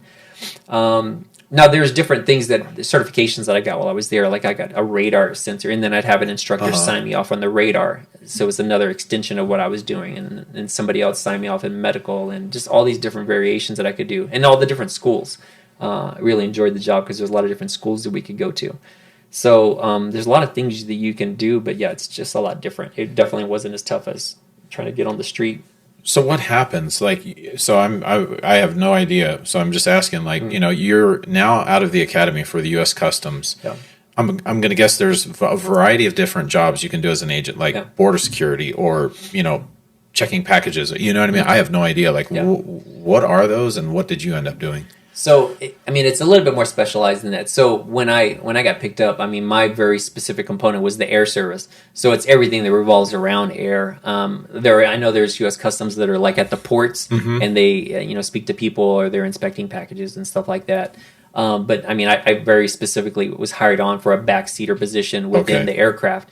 So with the different airframes that we had, I would, as a backseater, not having a pilot's license, I would just, within my scope and my ability get certified on those positions. Okay. So I felt like I'm pretty average intelligent guy. So I was able to handle the radar portion of the citation. So we would fly around and we'd look for aircraft that are breaking FAA rules and whatnot. So that was after being certified and trained. I could run the radar in that. I could run the radar in the citation. So we would fly around and we would look for people that are doing up to felonious activity, whatever that is, working with different agencies, whether it be FBI or ICE. We would work hand in hand because we were the air portion for everybody that was working on the ground. So I was certified in the A-Star camera. And then the Black Hawk, that one was just a little bit more grunt work where I would just, provide assistance in landing the Black Hawk, whether it be Hurst, rope, a special skill with a firearm that's maybe larger caliber, any of those things, or any kind of air security. So the Black Hawk, you have the 2 pilots. It's a 2-pilot aircraft. We did a lot of air security. So a lot of times we would deploy the Black Hawk, and then later on we did other things like rescue. But in the beginning, we did a lot of air security for the Super Bowl. I think I've seen you some pictures on the Super Bowl. So we did air security for Super Bowl, congressional. There's a couple rotations that I did for presidential security, just air monitoring, stuff like that. So the Black Hawk was a little bit more muscle, per se, providing utility and a large agent support if we needed to land and let 10 or 15 guys out the back, where the citation and the A-Star were more camera type work, looking with cameras, surveilling type things. And the A-Star and the citation, we're talking about fixed wing now? The citation was fixed wing, the A-Star was a small helicopter. Okay. Yeah. And then to get the job, so when you applied for U.S. Customs, Yeah. was it for what you did when Yeah. you finished? So it's like Yeah. the jobs are very specific. Like it wasn't like you applied to be just an agent. It was like an agent, air crew, you know what I mean, or something like that. Or? So when I went to the academy, it was very broad, very general law enforcement. So you understand the law of what you can enforce and where your scope was. But then once you got to the office, then you just got hands on with, hey, don't run uphill into the blades. I mean, real simple stuff with aircraft. And I already had the aviation experience, so all of that was pretty simple. And I had the Black Hawk experience from when I worked at Fort Huachuca. Yeah. So working on Black Hawks now was really easy. In the law enforcement portion was even easy because I just come from the local academy. So, handling guns, knowing trigger safety, gun safety, keep my finger off the trigger type of stuff, which is really difficult for a lot of people. Sure. Simple stuff, but for people that are not used to it, jumping in and out of an aircraft and not getting so hyped up that you're just clenching up. So stuff like that, it's just real basic stuff. But it was a great job, especially that last 20 years because that's where I ended up settling in, right? Mm-hmm. So I had this huge career from Army aviation to civilian aviation, became a cop, and then it all kind of came together where I had aviation and cop. And I finished those last 20 years. But in that 20 years, I was able to do, radar, specialize in a little radar stuff, HERS stuff, medical things. I became an instructor in a number of different positions, all within that agency, though, because it's so broad. Once you get in, there are just so many things you can do. It's so much fun. And as customs, are we not talking about GS level positions? Yeah, so you go they are, customs was a GS level. So I started and everyone's a little bit different, usually 7 or a 9. Mm-hmm. And I think pilots come in maybe at an 11. Okay. But as a backseater, I came in as I came in as a 7. Mm-hmm. And then every year you progress one GS until you max out at your GS level. And then once you max out your GS level, then it's individual steps. Mm-hmm. And I can't remember. I think there are 10 steps before each GS. Yeah. And does each position, does every job have a cap on the GS level? Or how does that work? Yes and no. So, like I said, the pilot one does. GS13, GS13 is the cap for pilots. Okay. And for the backseaters, it was GS12. Okay. Yeah, and those are your positions, unless you promote. So then once I capped out at GS12, then I applied, still the same office, same building. I applied for an operations position. So I'm more dealing with the logistics and the planning of the everyday, and that got me my 13. And then I stayed there for a couple of years, kind of getting a bigger picture of what happens outside of just boots on the ground. I was getting a bigger picture when I worked in operations, logistics, and working with and trying to knock out operations or have operations happen. Once I had a good grasp of that, then I applied for a 14, and that's where I ended up retiring. I retired as a 14 or as a supervisor. And then you're working at an office here in Tucson. Yeah. And is that you can pretty much do that for the whole time, or can you ask to be transferred somewhere else? Yeah, or? So great point. Yeah, you can definitely ask to be transferred, and that's not as hard as in the military when people try to get transfers. That was almost unheard of. You getting whatever you want. Once you get to wherever you're at, just dealing with different branches, if they're short, and we're like, hey, do you have a position? Do you mind if I transfer over there? And that boss will talk to this boss, and we're like, yeah, no, he's a good guy, he's a good gal. Yeah, that'd be a good transfer. And then, you just transfer. And depending on whether they need, it could be a paid move. It might be something you pay for yourself, or it could be a paid move by the agency, where they give you money and help assist in getting you transported. Is there ever a situation where maybe you didn't want to move, but they need you to move, and they make you move, or no? So there is a position for that, or that is something that's forced relocation. Okay. I have not heard of that ever happening. Pretty rare. It was rare, but now with the agency the way it is, where we're getting pretty thin, a lot of people are retiring. They need supervisors in different positions. It does happen with 15s. That's much higher up in the senior level because they need those senior managers moving to different places. One of my directors, his name was Mitch. It's a great director. I think his story was he was on his way to where was he going? I think he was on his way to Washington from DC. And on his driving trip, he said, nope, we need you to go to Tucson. You're going to be the director there. And he turned around and he came down to Tucson, and he ended up being the director there for 3 years. Wow. But yeah, for that really high level 15, that definitely happens where they force relocate you. You're kind of committed at that point to the agency, right? And when you're that high. At 14, not very common, and then 13 and below, you're pretty much stuck where you're at. Not stuck, but I just mean like you can count that is your home. Okay. And if you really want to move somewhere, it's going to apply effort on you calling people to see if you can move. 14, it kind of gets kind of sketchy because 14, you become a supervisor and they may need you in different places. But 15 for sure. I've heard plenty of stories of 15s. Now we're talking senior leadership, so that's not you're not going to hit a 15 until you're, I don't know, almost 15 years in or something. Yeah. At that point, you're going to realize whether you're management material, if you want to proceed or not. And that's one of the things you consider when you become a 15. Like, okay, at any point, I may have to go somewhere I don't want to go. Yeah. But that's really senior type leadership. Does it go higher than 15? It does. The SES. Okay. I don't know what the SES stands for, but that is definitely the higher assistant commissioners. I mean, really high ranking type running the agency stuff. Now, cool story. Any cool story that you can think of? Like, you have like a really good memory from when you were a customs agent. Yeah. Man, there's so many of them. Yeah. I guess there's so many of them. I remember one time. Like, this is your recruiting opportunity. Like, somebody else is like, hey, I was an agent. This is So a lot of the good stories usually involve doing something stupid or dumb, and mine isn't far from it. So I remember one time back in the old days, we just kind of worked on by ourselves. We didn't really work with anybody. In Arizona, we have obviously a border issue problem, immigration problem. But back then, we didn't really work with Border Patrol a lot, even though they were one of the sister agencies that we had. They would call us like, hey, I got a group over here. Can you help us out? And we're like, sure, we're not doing anything. One of the biggest focuses that we did back in the day was we just looked for people moving illegal drugs. That was really, and we would help with people coming across the border, but more focused was more on drugs, at least way back then. So we didn't have any drugs. We weren't doing anything. We weren't chasing any vehicles. So it was a Border Patrol agent had called. He had some big group. And sometimes they get kind of ornery. And so we got on overhead.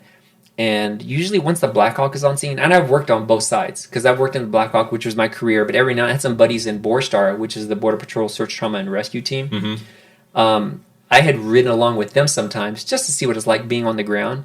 And I remember riding with them and seeing my guys fly over in a Black Hawk and A-Star and this overwhelming sense of security, like, hey, everything is going to be okay today. Because you got this big mega Black Hawk that's just flying over, like everything is going to be good. But when you're out there in the desert by yourself, I can't imagine some of these guys that do it. But they do. You're out there and you have 20, 30. And back in the day when I was doing it, so from 2003 to 2013, you're surrounded by 50, 60, 70, 80 people that are coming across, and it's just you, right, on the ground. Or just them, right? We were coming up on them, and we were in a Black Hawk, or we're in an A-Star, so we have that mega air support, right, that people are usually intimidated by. Yeah. So a Border Patrol agent had called. We really weren't doing anything, so we're like, yeah, we'll help you out. So we go over, and they had rounded up most of them, but we had 2 or 3 stragglers that were just like, we're not quitting, we're running, and they were running back south. And overhead happened to be, I remember this now, was the UAS, which is an unmanned aerial system, big Predator drones. So they were filming and they were keeping track of everything with this big camera, so they could track everything with their heat signature and whatnot in camera. And the pilot, his name was Ronnie, he kept coming down low to try to stop this guy. And usually I would stop, like, all right, you got me. I mean, they were getting beat up with sand and everything, and usually I just stop, like, all right, you got me. And then we point and they run. So the guy would stop. And then as we start to move so we could go land, he started taking off running again. I was like, oh, this son of a gun. Like, he was just not going to... He did this like 3 or 4 times, and it was really ticking us off. So at this point, I said, Ronnie, I want you to get as close as you can. I'm going to take off all of my gear because... I'm sorry. Let me back up. So he would let me out, and I would start walking towards him. But I had all my gear on, and that's at least 20 or 30 pounds. So I had all my mags and everything, and I was heavy. And I'd start running, and I'd get exhausted. I mean, and I was pretty fit back then. I mean, I'm fit now, but I was even fitter back then. Yeah. I'd get exhausted, so Ronnie would come and pick me back up, and we'd chase him down. And you're like, all right, I'd stop. And I got out again, and I had chased him until I was smoked. Oh, my gosh. I get back in the helicopter, because the guy had taken off again. And I said, all right, Ronnie, I want you to get as close as you can. I'm taking all this crap off, and I'm going to get that guy. So in the stupid level, I had taken off my vest, all of my stuff, my gun, my baton, like everything. So all I had was my inner vest. So that's it. I didn't have any baton, gun, spray, anything, right? and he let me out. And I ran I felt like I was a gazelle. I had never run so fast because I was so light. And that guy looked back and he didn't know what was coming at him. And I friggin' went just nosedive and I tackled him and his feet just went whoop. I stopped him for sure. And the guys I remember in the Predator had said, I don't know who that was on there, but that was the most amazing thing I've ever seen in my life. That's awesome. And it was so freeing, not so much in hitting him, because I always took pride in being able to pull it back when I needed to pull it back. But this guy just didn't want to quit. And every time he took pride in just me just being exhausted. So once I dropped that 20 pounds, man, I was flying. And then I hit him just when he looked back, he went like this. And all he saw was just Alex coming right at him. And it was like, whoop! And his feet went. Dude, it'd be awesome if you could have got that Predator footage. Yeah, I know, right? And, I think I'd asked for it at one point, and I just completely forgot. There were so many things that were happening back then. Back then, between that 2003-13 time frame, we would... It's funny, and if you think about politics and economy and everything, we would fly... Our standard operations were, we'd come in at whether the 7 morning shift or the 3 o'clock shift. And this was great. I loved it. It was a great job, because all we did was just really hardcore work. We'd get in the Black Hawk, we'd take off fly for 3-4 hours, then we'd come back, we'd refuel, and we'd go back out again. That'd be really cool. So 6-7 hours of just flying. We used to have all the little gels, whatever in our camelbacks, and come back, and there was salt marks all over just from sweating. And it was great. And then just through economy and efficiency, we're like, are we doing this job better? And just seeing how the agency changed. We went from 3 A stars at one point to the end of my career. They had like 13 A stars. We always kept the same amount of Blackhawks because we used them for all kinds of things. But the A stars were more efficient. I mean, they used less fuel, and what we did, we would just fly. And if we saw something and we couldn't control it, then we'd have a Blackhawk, and we'd call the Blackhawk out to help support. Or we'd get a team of Border Patrol or someone to come and help out, and then we would all go and affect whatever arrest we needed to or detain somebody. But we had more A stars out in the field covering. Instead of having 2 Blackhawks just flying, eating up gas, we'd have 3 or 4 A stars flying, eating up less gas, but providing more air support across more of the desert. So we try to work smarter. Or the 210 that thing could stay aloft for hours, and that the way it would siphon fuel, it could fly like 4 or 5 hours. Was this the 210? What was that? The 210 Cessna. Okay. And it have a little camera, and the same thing. You have that eye in the sky, and it could help, and you can see. And if it needed where you needed to land somewhere, we'd call another A star who would come from somewhere else, and he'd land and let somebody out. He'd only let 1 or 2 people out, but if it was bad enough, then we would call Blackhawk. When you were, what would be like the typical day? Were you flying every week, like every day during the week, or was it? Okay. Yeah, every day we flew. Every now and then we might take a break as far as rotating the agents out, just so they're not smoked. Especially the pilots, it can get tiring for them too. So we try to rotate them out. And I learned that more as a supervisor too. Not having one pilot fly 4 hours every single day, trying to get them a break, and so they weren't exhausted, but. That was just something you learned from your experience, as a younger agent, trying to change as you got older, like not trying to beat everybody up as you went through. I mean, that would be pretty awesome, man, to go flying that much. I mean, even if you're riding shotgun, you know what I mean? Like, that would still be really amazing. Yeah. Well, I think maybe it would, and it is, but at some point you hit this limit. Because I remember guys in the last part of my career asked me if I want to go flying. I'm like, nah, man, I'm good. Because it just flew so much. I would still, every now and then, we would do Hearst training. We'd fly over here at DM, and we do most of our training iterations there. We fly with the doors open, and it's just a beautiful sight. Oh, I can't even imagine. Just the city's lights and the wind blowing and the lights. Still to this day, it always, or at least back then, it was just a great feeling. But going out and flying for 4 hours in 108-degree weather, that's definitely younger girls, woman's game. I was past that, but.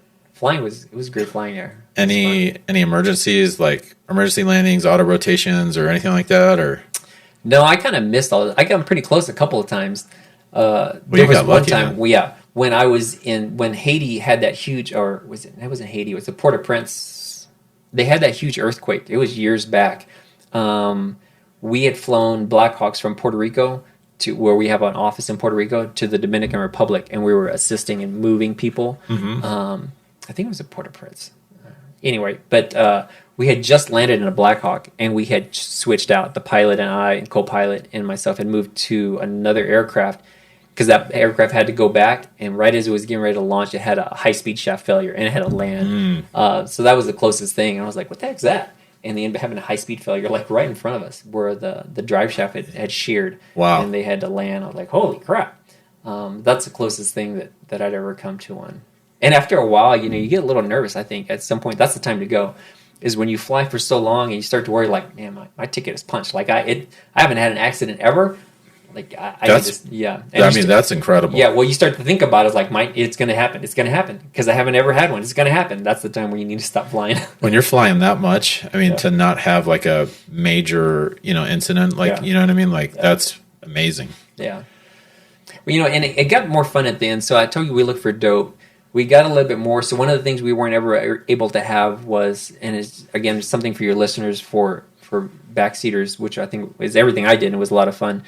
We weren't allowed to have hoist on the aircraft, even though they came with hoist. We weren't able to use them. Something with a contract or whatnot. Explain what that is real quick. The hoist system, like you see in the Coast Guard helicopters, that hoist the cable down and the person comes down and like- they get somebody and they hoist them up. They have like a basket on it. If Yeah, it like needs a to. basket. Yeah, Okay, exactly. got it. So that was something we weren't ever able to use, and then we finally got approved. They worked on it for a couple of years, if not more, before 2016. And I think 2016 is when we had a huge hurricane event.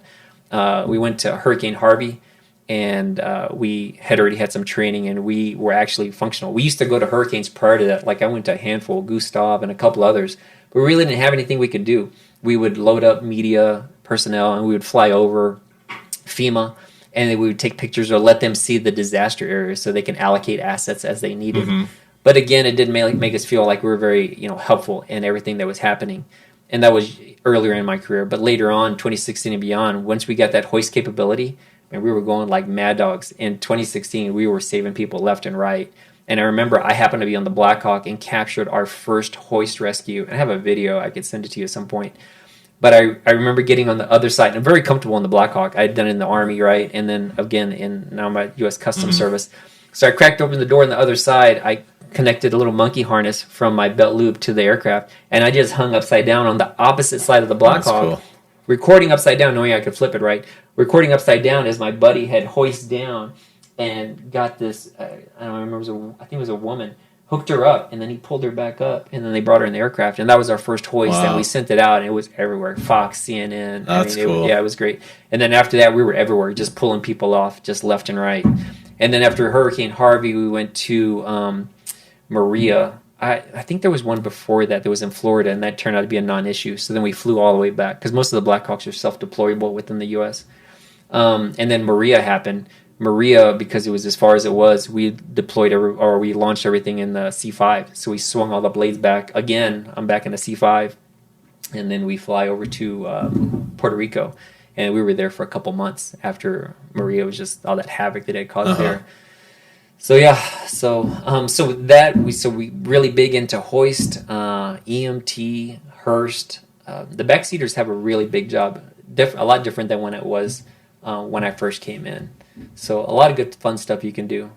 Pilots, they have what's great about being a pilot. Although I wasn't one, they're never in one aircraft. They're generally in two. Sometimes if it gets tight enough, they might stretch to three. So we'll have pilots that are assigned or certified or can fly in the Black Hawk, the A-Star, maybe the 210. Okay. We used to have citations, so they'd be the citation, the Black Hawk, and then a smaller pretty aircraft. Cool. Yeah, so they'd have all three. The problem is that could be a lot to always maintain, study, and be proficient in. Yeah, totally. So I think safety-wise, they brought it down to two, and then now just the way the manning is, I think two is generally fine. You very rarely find three, but you as a pilot, you have that variety to be able to fly two different missions altogether. And as the backseater, you have that variety of just flying all kinds of different things. You have the radar if you want to be specific in radar. If you want to be more tactical, you have Hearst.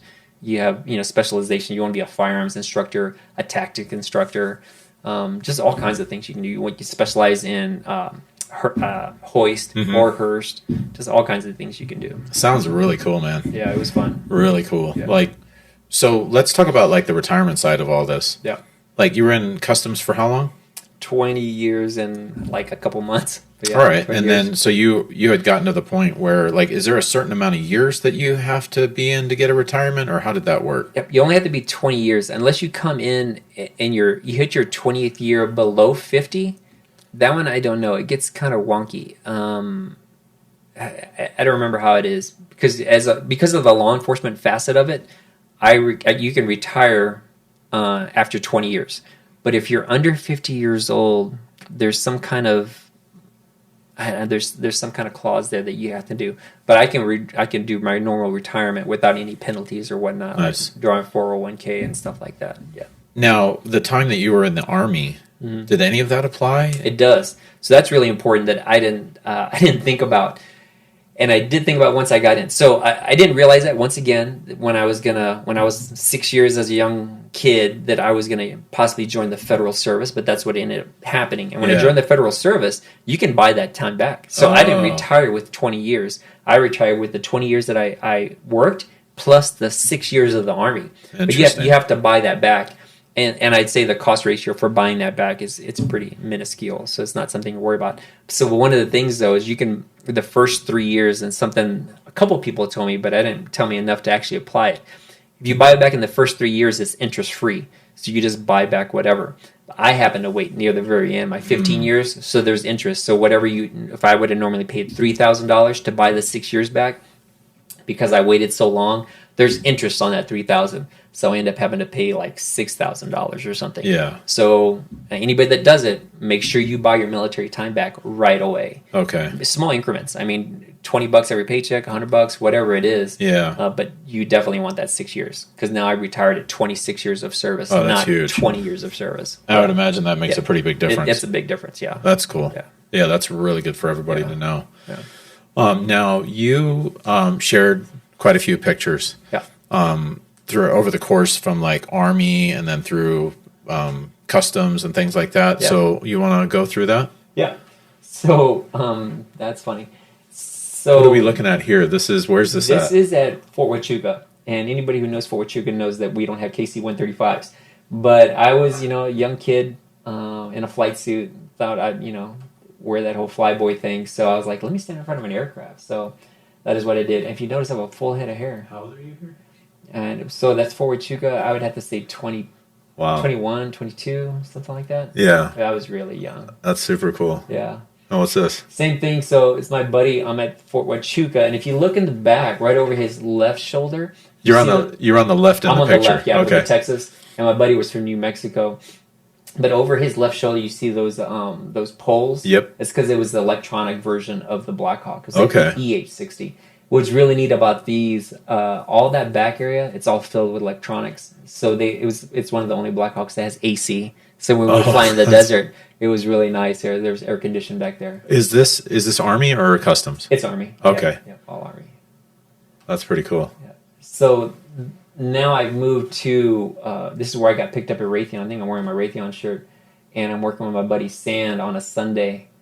And these are one of the aircraft that U.S. Customs had. It was a Citation. So it's a twin-engine jet? Yeah. Cessna, right? We held them for a really long time. And about 3/4 of my career, we got rid of them. And then we ended up replacing them with not Dash 8s. I don't know, they've been playing with a lot of different things to replace them because we need a long fixed-wing aircraft. But we just never really replaced it at Tucson. Are these like surveillance of some kind? Yep, okay. Surveillance, yep. That's pretty cool. Yep. Oh, there we go. Yep. And then moved over into the agent side. The reason why I had the one on the left was this was one of the times where we were assigned to air security for Obama. It wasn't like we weren't flying right over him, but we were in charge of like an airspace around him, like a TFR, temporary flight restriction. So we were flying around just to make sure we didn't have anything. And there was a handful of us that had the weapons training that, for the weapon system that they wanted in the back, and I happened to be trained for that. That's cool. Myself and another buddy of mine from here, Tucson, were assigned to that mission, and we were up there for a couple weeks. Is that an ammo can?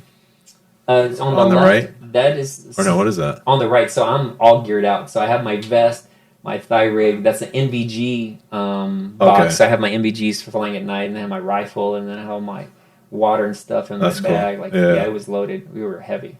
This is what I'm talking about. Well, like when I was chasing that guy, I'm having to carry all this crap, and he's just like, haha, you're never going to catch me. I'm like, okay. Well, this is all coming off. That's the exact gear I wore, because I changed my gear later on. But this is the one that I was wearing when I was like, this when is you tackled that guy? Yeah, I need to take this off. So I had to take all this off. So actually, that's a great example right there. So the one on the right was my older gear, and it was too heavy. So I had to unzip it and take it off to chase that dude. And on the one on the left is my newer gear that I upgraded to. It was a little bit more light, and I didn't have the same setup, so I was able to move a little bit more efficiently. Yeah. Some Hurst training we used to do with Borstar. What is Hurst? Hurst is the helicopter rope suspension, I believe, technique. Yeah. And here we're rappelling him, so I'm telling him he can L out. And this is actually the deputy commander of Borstar. This is Blackhawk? Blackhawk, yeah. Oh, and you're in the air, too, because you can kind of see the ground back there. Yeah, okay. Yeah, so he's rigging up his rope, and you can see the carabiners and everything there. Yeah. He retired not that long after me, and funny retirement job, I guess. But his son was in the military, went to Africa and started a security service. So after he retired, he went to Africa, and now he runs security operations in Africa. That's crazy. Yeah, right?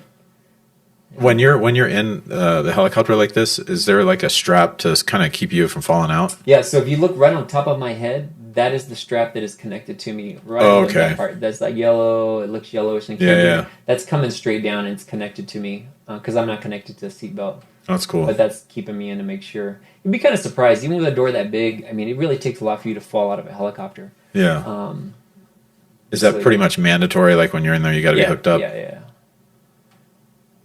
That's a really cool picture right there. So what's great about this photo, and we didn't really talk about that much, but while going through my career, I used to see some really amazing things, and I'd get back, and I remember thinking, I was married at the time, this one particular time, I had worked in the desert like for 8 straight hours, and we were exhausted, and I came home, and we went to the movies, and I was walking through the Park Place Mall, going to the movies with my wife, eating, a cold drink and popcorn, and I'm thinking the contrast was amazing. Yeah. And I was thinking, like, she has no idea the things that I saw just a couple hours ago and what I had seen. So I started taking a camera with me, and I started taking photos of the things I'd done and videos of things I'd done.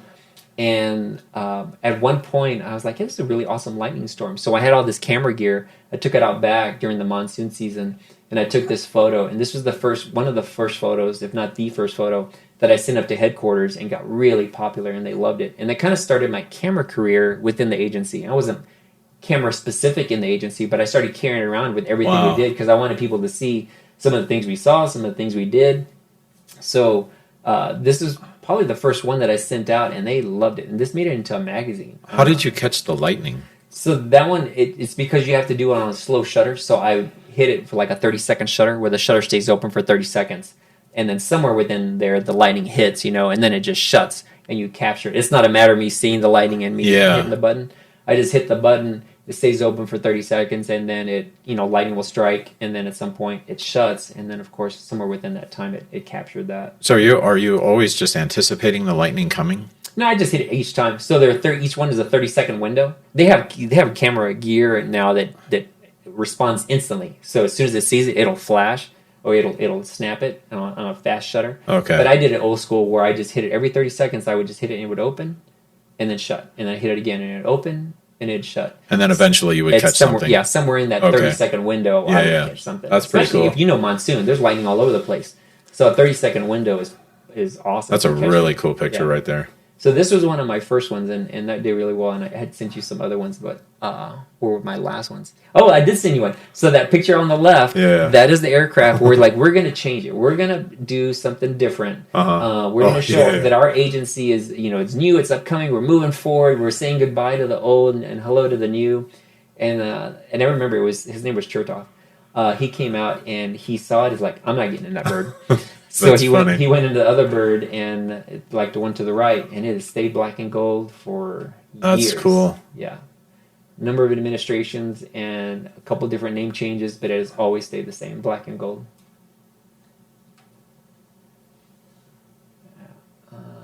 Just some more pictures I had taken. So I've done this. One of the best things, I sent this picture on the right because it reminded me of, there were a number of times where they let us out, and this was a training event, but when they let us out and when that Black Hawk just flies over you, it is just an amazing feeling. Just a massive machine like that, just zipping right over you. And it doesn't zip. It doesn't go like, whoosh. It's just like, and you just look up and it's just flying. You're like, my gosh, it is an amazing feeling. And I never got over it. Is the air coming down? Is it pretty intense? Yeah. Well, yes and no. So when it's at a hover, it does. But when it's moving forward, you don't feel it as much. Okay. But it's just an amazing sensation and feeling. And there were times where you couldn't run out. You were just standing next to the wheels while it takes off and moves out and around. still just a great feeling. You just look up. I used to tell guys this all the time. I used to do tactical training because I was one of the instructors. I say, hey guys, you get a chance while you're buckled down waiting for that Black Hawk to take off, or as it takes off, take a second to look up because you'll never see anything like it, and you don't. It just that's cool. And it just kind of shifts over. It's just an amazing shot, a view, something to see. Yeah, it's pretty cool. I've always loved it. Yeah, that's a really cool one. I like that one. That was me flying, and he retired as well now too. His name was Bill.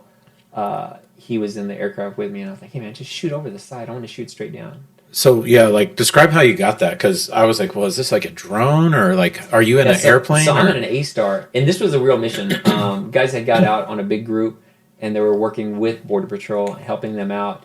And I told Bill, I was like, hey man, that's a great shot. Just let Ronnie know, or whoever was down there. I don't remember who the pilot was. It might have been Tony, but I said, just let him know we're going to fly over. You know, in aviation, it's really important that everybody's always talking to each other, so you know what's happening. So he didn't end up taking off. Not that he would, because he's got guys walking up to the helicopter. Yeah. But like, hey, we're going to fly over. So yeah, he was just, hanging out there, and I told Bill, I was like, just give me a hard bank, like really hard bank. And he just banked over like this, and I just shot straight down. That's cool. Pretty cool. I was always trying to find different things that we could shoot to kind of tell our story more. Yeah. Classic Arizona sunset, Black Hawk taking off. Yeah. Go do a mission. So this is one of the Super Bowl photos that we did. So I started to get a little bit of a name for myself. As much as I love the law enforcement aspect and I love that tactical part, I started to get a name for myself as the photo guy. And I'm like, cool. oh, man. Like, I did great photos and I really enjoyed it, but I don't want to be known as the photo guy. But as that happened, they would request me to go to these missions. So if they had a Super Bowl or something great going on, they would ask me to go. So one of them was, hey, we're doing Super Bowl in San Diego. Can you, or San Francisco, I guess. Yeah.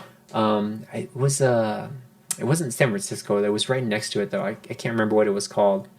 But it's a small town. There was like city or whatever that was right there.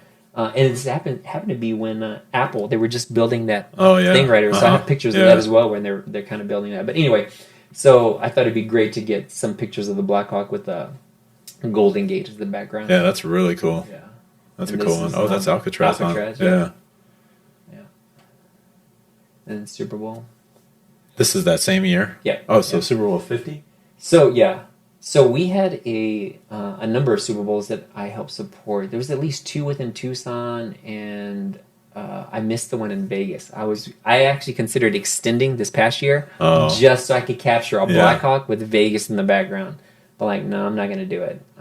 It's time to go. That's a cool one. Yeah. That's a cool picture. So Those two are cool. Yeah, this is 2016. This is when I said that we really got active with the hoist. Obviously, the basket pulling in here on the left. And you can see, man, Houston and that whole area was just drowning.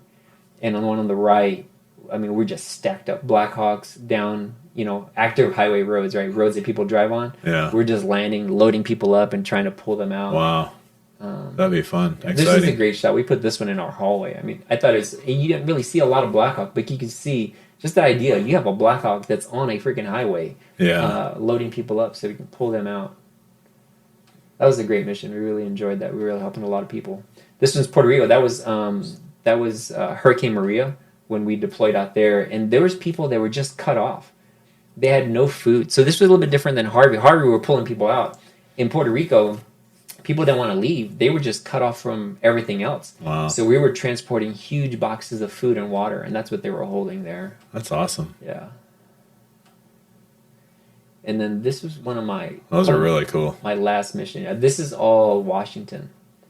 So what is going on that left one? I mean... So this is... So different areas, different deployments. So this is the way they have to deploy. Like if they're landing out in a mountainous terrain, I mean, and again, it says mounds to the skill level, no pun intended. Mountains to the skill level that these pilots have. A lot of them prior military. And the fact that they can land just 2 wheels and hold that hover while people are deploying in or out, always really impressive. That's crazy. Yeah, this is a buddy of mine, Trent. He kind of helped set this up for me, this whole iteration for me traveling up to Washington, because he had transferred to Washington from Tucson. So I was taking photos of kind of their training iterations and some of the scenery that they do. That's a cool shot too. Yeah. Same thing as the other shot with the bill, except instead of the desert of Arizona, you have this green, bright blue of Washington. That one's really cool. Yeah. So, like I mentioned, we started off as U.S. Customs Service, and we finished as air and marine operations. So this is the marine portion. Tucson obviously doesn't have any marine units, but Washington does. They have marine units. So they're mariners, they're boat units, and they work with any kind of illegal activity that's happening on the water. So one day I spent working and taking photos of the aircraft, and this one I was helping them out taking some boat stuff, a little HDR, threw some HDR color in. Yeah, that's a super cool picture, man. Contrast and whatnot. That's another one. Yeah, that's really cool. Well, you see a lot of work with this. I don't know that you would see this a lot in Washington, but you see it a lot in Florida. You can pull up videos. They do some crazy stuff in Florida. But you'll see boat units chasing bad guy boats, and the Black Hawk will come out, and they'll kind of like dusting or not dusting, water spraying them out, so they'll make them stop. But you'll see them work really tight like this together in Florida. I don't know that you have people that are that ornery in Washington, but Florida, for whatever reason, you see that a lot. Mm-hmm. Yeah, one of our high speed boats. This was Puerto Rico. I think they end up not going along with this boat, but it was during the testing phase. That's cool. Yeah. And this was, I sent this one because this was the last photo I took before I retired. And it was a great photo. It's one I really enjoyed. Did you know that was going to be your last photo you took? No, I didn't. And it got really big. Apparently the assistant commissioner enjoyed it so much. I didn't tell him. There was nothing to the story when he received it. But he just enjoyed it so much. They used it for the Christmas card. Oh, that's cool. Yeah. Yeah. Where's that at? Washington. That's not Mount Rainier. I don't know what it is. I texted my buddy to ask him, but he hadn't responded. But it's somewhere in Washington. It's one of their larger ones. So what does it make you think when you look at that? That was your last photo you took. Like, what does it bring back? I don't know. It's just, I talked to Trent, who's the gentleman who actually was flying that aircraft, and he set all this stuff up so we could kind of capture the things he does at his office. We had dinner later on that night, and we kind of talked about it, and it's amazing how fast it goes by. You come into an office or a job and you think, that's 20 years, that's forever. Like, I'm never going to hit 20 years. But man, before you know it, 20 years is gone like that. So, I don't know, it's just kind of hits you a little bit. Yeah, well, it's pretty good. I remember you telling me something too, that you basically went to work at that same office for 20 years. Yeah. And then that last day, I mean, that's got to be, because like if people that are like in the military or something like that, they're in 20 years, but they're going different places every 3 to 4 years. So it's always changing. Oh, yeah. I remember joining. Versus now, you're going in the same door, you're sitting in the same desk and driving the same route. Yep. And, then one day it's over. Yep. Like, what is that like? So that's interesting. I mean, but yeah, you're right. So, and I hadn't thought about that contrast, but yeah, in the military or in other jobs, you can be in the same job, but you're moving to different places. Mm-hmm. Yeah, but in this job, I stayed at this place, and one of the few people, and it's very easy to do, but not many people do it because they get bored. But I like to kind of homestead. Sure. But I stayed here for 20 years, and if you kind of think of it, I was the contractor for customs prior to the 20 years. So I've been driving to this facility for 23 years. Mm-hmm. I was driving to that office for 20. At first it was a little tough, not like sad, but I was like, man, I just don't drive down that road anymore. Like, what do I do? Like, my whole routine has changed. A 20-year routine, it's big, and I always lived on the same side and whatever, so it's always the same road. It was just a huge contrast. It was different. But I picked up a job as a coach. And I think that really helped me. So that's the one thing I would say after 20 years, some people can have problems not having anything to go into, but because I had something else to fall back onto immediately, mm-hmm. I didn't fall into that whole, really get stuck in that, at the house, like I don't have to drive that same route anymore. Although it kind of bummed me out, I still had some purpose because I had to be a coach somewhere else. So I didn't necessarily forget it, but I had to kind of move on and have something else set up. And you're coaching at Iron Grip CrossFit. Okay, so you coach CrossFit. Yeah. How do you like that? I like it. Like I was talking about a little bit earlier today, I think it's a quasi leadership role being a coach. Sure. So leaving one place as a supervisor and having people look to you for answers, and then filling it in with another type similar position where people mm-hmm. look to you for answers and guidance. It's not like I've gone to some position where I'm just in this back corner stapling something as a part-time job or as a Walmart greeter, and it's like, oh man, I used to be somebody, anything like that. Like I've gone from this quasi position where people look to me for answers to another one where they look to me for answers. So I feel like I have a good purpose as that transfer. Yeah. Yeah. Any regrets over the years? Like, man, I should have done this, or I should have paid attention to that. I think we got into that kind of along the way, but anything else that kind of sticks out in your mind? I don't think so.